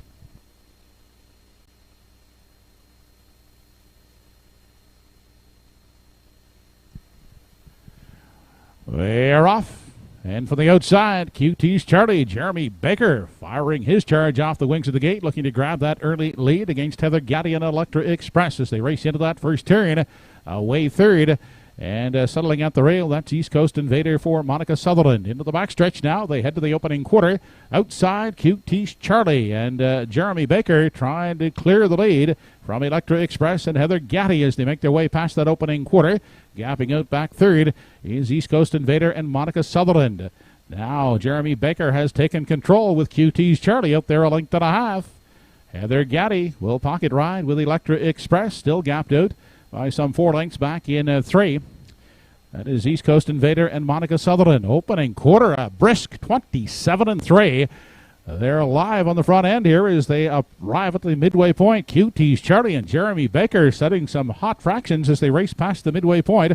Is out there clear by 3 on Heather Gaddy with Electric Express, and back trailing Monica Sutherland and East Coast Invader continue to trail third into the lower turn on past the 5/8 as they head to the backside. Look at that half, 56-1. They're on their way to 3/4, and QT's Charlie, still hot on the front end, is clear by 5 with Jeremy Baker at the controls as they approach the 3/4. Heather Gaddy with Electric Express back second. Here comes Monica Sutherland now, kicking her stead in gear on the outside with East Coast Invader, and East Coast Invader looks to swallow them up here as they race on to the 7/8. East Coast Invader on the outside up to engage the leader, QT's Charlie and Jeremy Baker. Back third at the rail is Electric Express and Heather Getty, but QT's Charlie is holding game in the front, still out there by 3/4 of a length with Jeremy Baker as they swing for home. 127-2 was the 3/4 on down the lane. QT's Charlie, he's not going to be denied here for Jeremy Baker, wins the gold division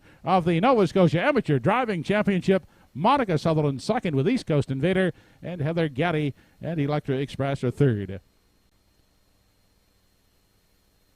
Mile in 1:59 flat.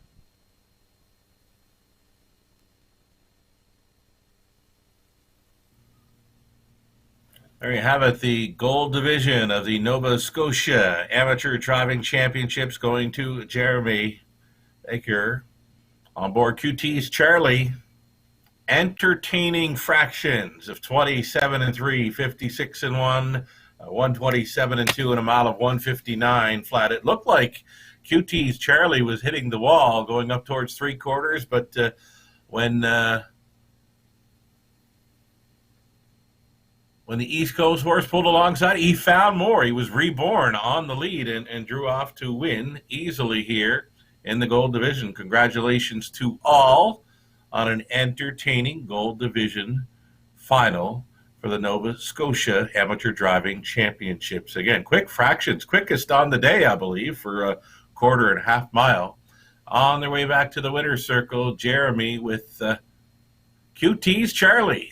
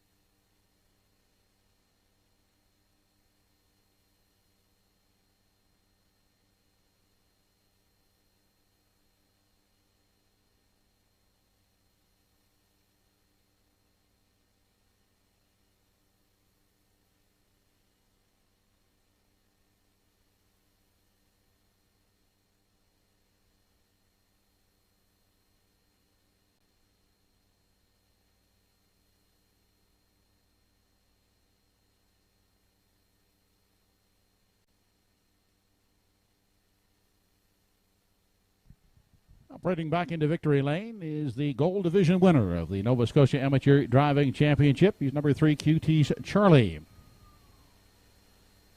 5-year-old gelding by Proven Lover, owned and trained by John Murphy of Port Hawkesbury. Jeremy Baker engineering the winning drive, QT's Charlie. And Jeremy Baker winning the Gold Division of the Nova Scotia Amateur Driving Championship in 1:59 flat.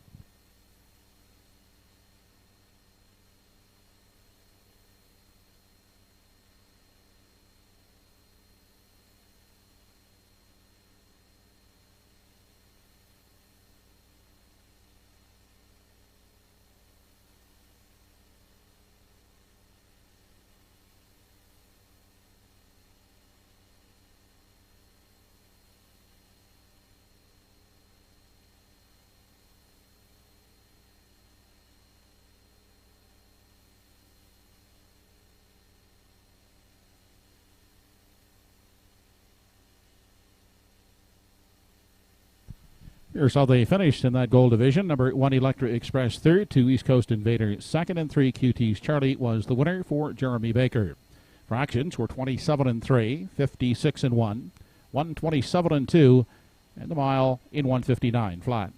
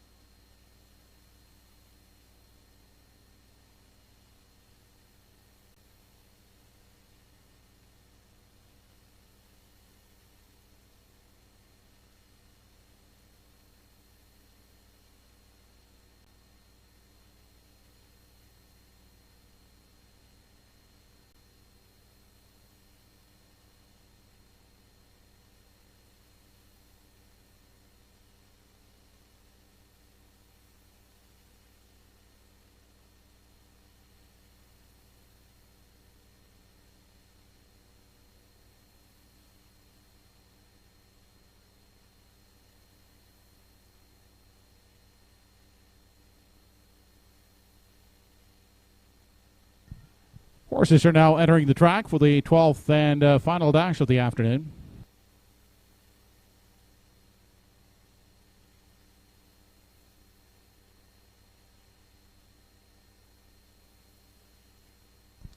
Here are the starters. Number 1 is Brookdale Jim. Bernard McCollum will drive for owners Doug Polly Jr. and Sr.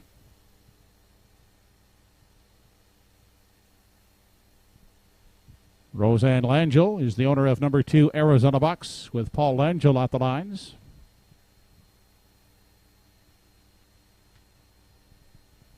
Number 3 Nova Scotia Beach, owned by Archie Haddy, Lorraine Daly, and Gordy Rudolph.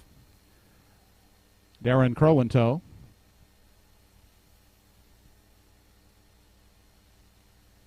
Arden Mofford will guide number 4 What Can You Say for Pam Moore.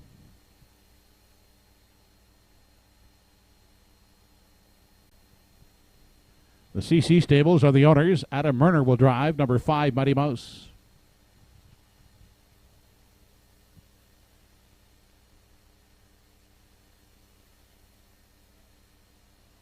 From post position 6 is Glenview Quintana. Redmond Doucette aboard for Adam Johnson.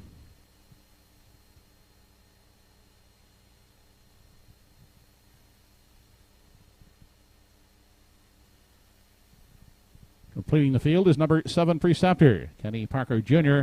gets the call for Roseanne Langell. That's the field for the 12th and final with post time in 4 minutes.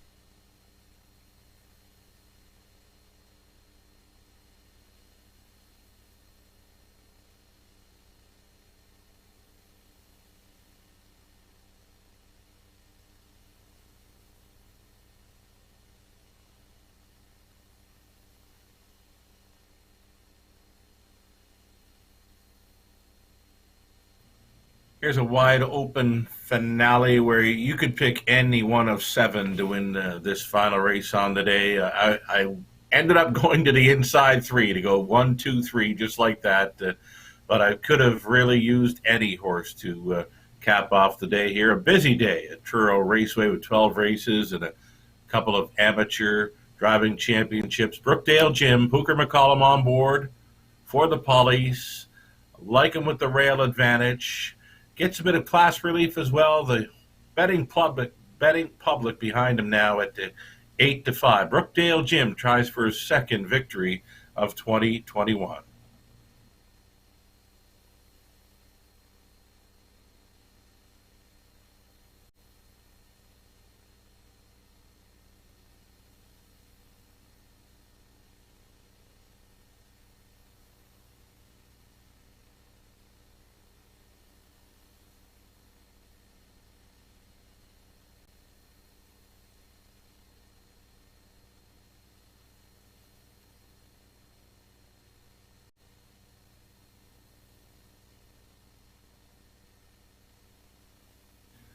Here's number 2, Arizona Bucks. Now, this horse looks really, really sharp today. He beat my post-parade pick for sure. A 2-1 second choice for trainer-driver Paul Langeal, owned by Roseanne Langeal. It's Arizona Bucks, the 11-year-old, took his lifetime best here in early September, 157-2. And again, he's my post-parade pick. He looks the best on track right now. Arizona Bucks, inside post 2, offering it 2-1.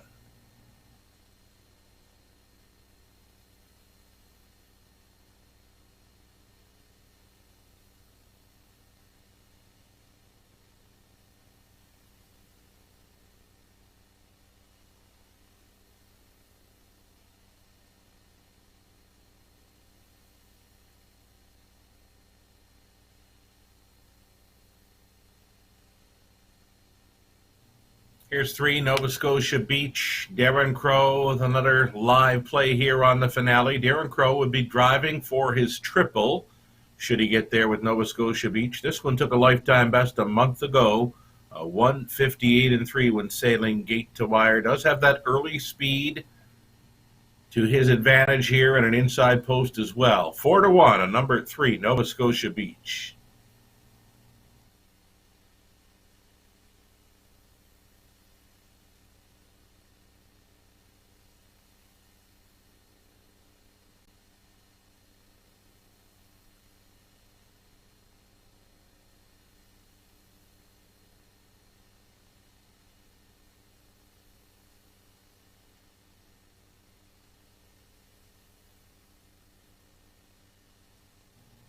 Final call for wagering now. We're getting close.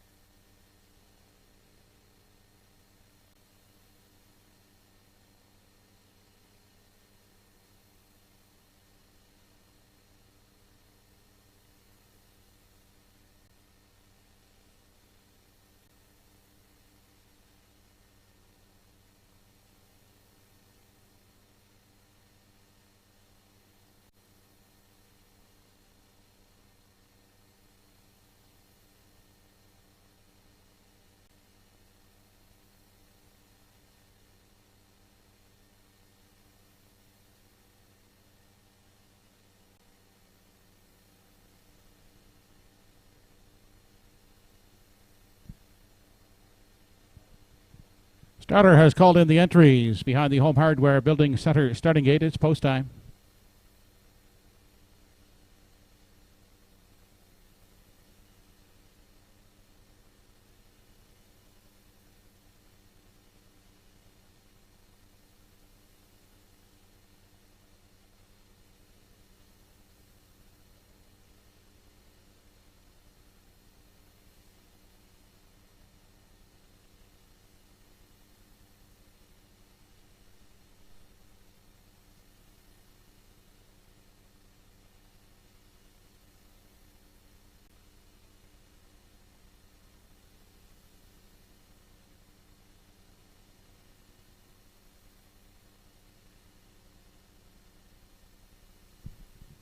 12th and final race on the day has Brookdale Jim, Arizona Bucks, Nova Scotia Beach, What Can You Say, Mighty Mouse, Glenview Quintana, and Preceptor.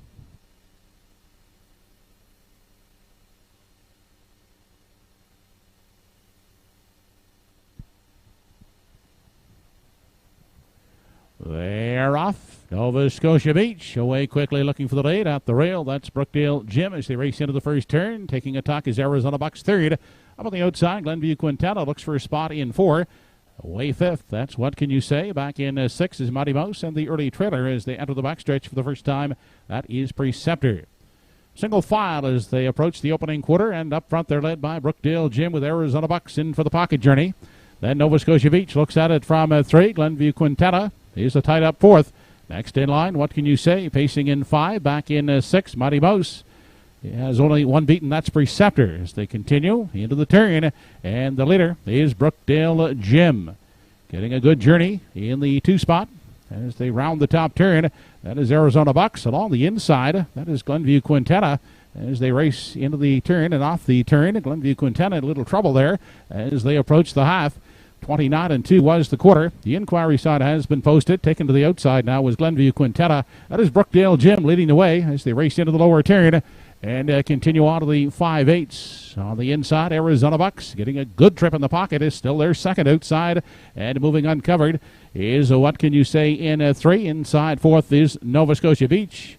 Then 5th and looking to come off the rail is Mighty Mouse. Back in 6 is Preceptor, and back trailing now is Glenview Quintana. They continue on past the 3/4 mile mark. 59-4 was the half, and it's still Brookdale Jim in control. Arizona Bucks yet to be heard from in the pocket on the outside, and racing in 3. That's What Can You Say, coming 3 high as they race on past the 7/8 and off the top turn. It's Brookdale Jim. Arizona Bucks along the rail awaits the passing lane second. 1:31 was the 3/4. They straighten out for the stretch drive. Brookdale Jim, Arizona Bucks now in the passing lane. What Can You Say? Arizona Bucks in the passing lane up to take the finale over Brookdale Jim. And What Can You Say? Looking to hold off Nova Scotia Beach for third. Mile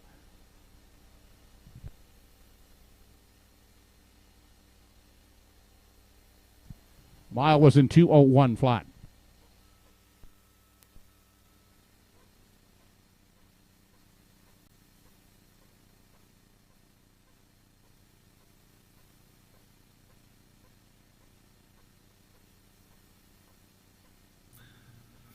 So today's final race turning into a final quarter-mile sprint between Brookdale Jim and the pocket sitter, Arizona Bucks. And what do you know, it's the post-parade pick getting up to win it here in the final strides. He looks so good on post-parade. Paul Angeal training and driving Arizona Bucks to his 30th career victory, winning over 1 Brookdale Jim. Very close for third. Number 4, What Can You Say, trying to be there against the 3, Nova Scotia Beach. Now, something went amiss with number 6, Glenview Quintana, following the quarter mile. She appeared to be unmanageable. Red Doucette put her in the safety lane to go on ahead and lead, and then once on front, tipped her to the outside to head towards the back of the bus. So heads up move there by Red Doucette. Again, the 6, Glenview Quintana, appeared to be unmanageable there going by the quarter mile as she was just too much pony to handle there today. So 2, 1, and a photo for show between 3 and 4 here in our race 12 finale. It's Arizona Bucks on his way back for a winner's circle photo at Truro.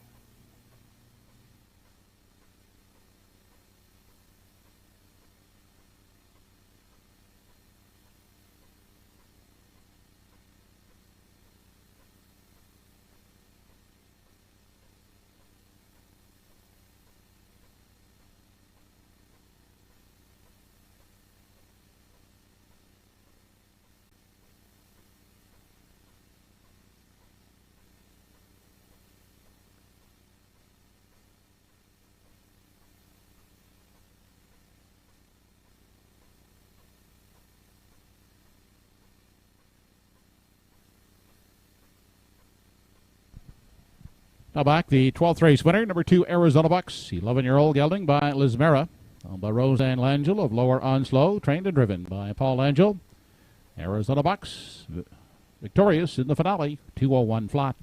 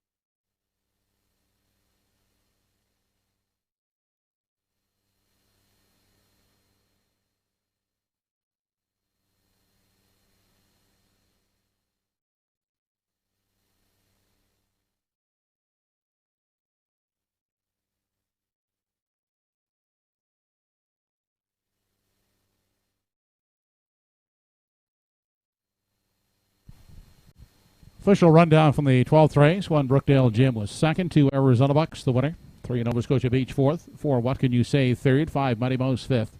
6, Glenview Quintana was 7, and 7, Preceptor, sixth. Quarter, 29 and 2. The half, 59 and 4. 3/4 in 1:31. The mile in 2:01 flat. From the top, 2:14, 3:5.76. 12th race try, 2:14, returned $209 even. 2-1 exactor, $15.60. And the late daily double 2-2 combination, $32.60. Just a reminder, live harness racing action will resume here at Truro Raceway next Sunday afternoon with post time for the first at 12:45 p.m.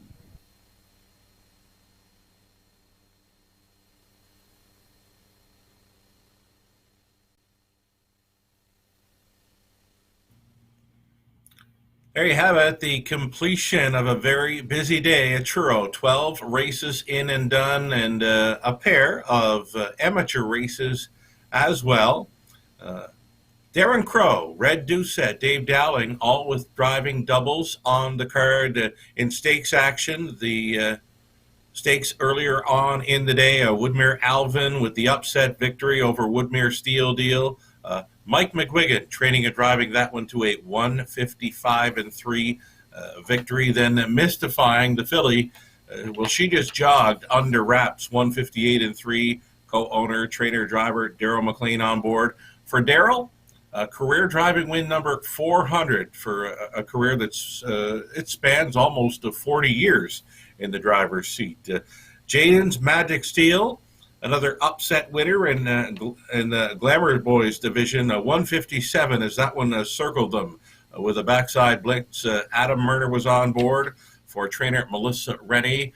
Those were the Donnie and George Turner Memorial Stakes actions, 3 of them on the day. Woodmere Alvin mystifying Jaden's Magic Steel. And then how about Little Manny, the NB Invader, In from EPR, Steve Treitz for Trader Chuck Miles, shaving 2 full seconds off his all-time record. He dropped it today to 1:54.3 to take the top class for aged pacers.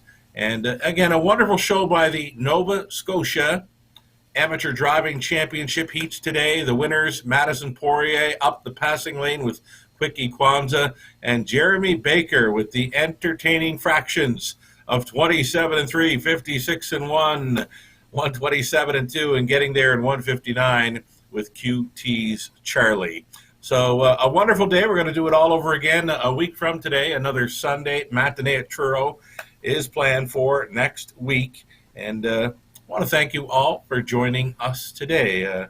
I'm Sugar Doyle, based out of London for Universal Media Studios, based out of Charlottetown, and thanking you for being with us today. Enjoy your week, and we'll talk to you again on next Sunday.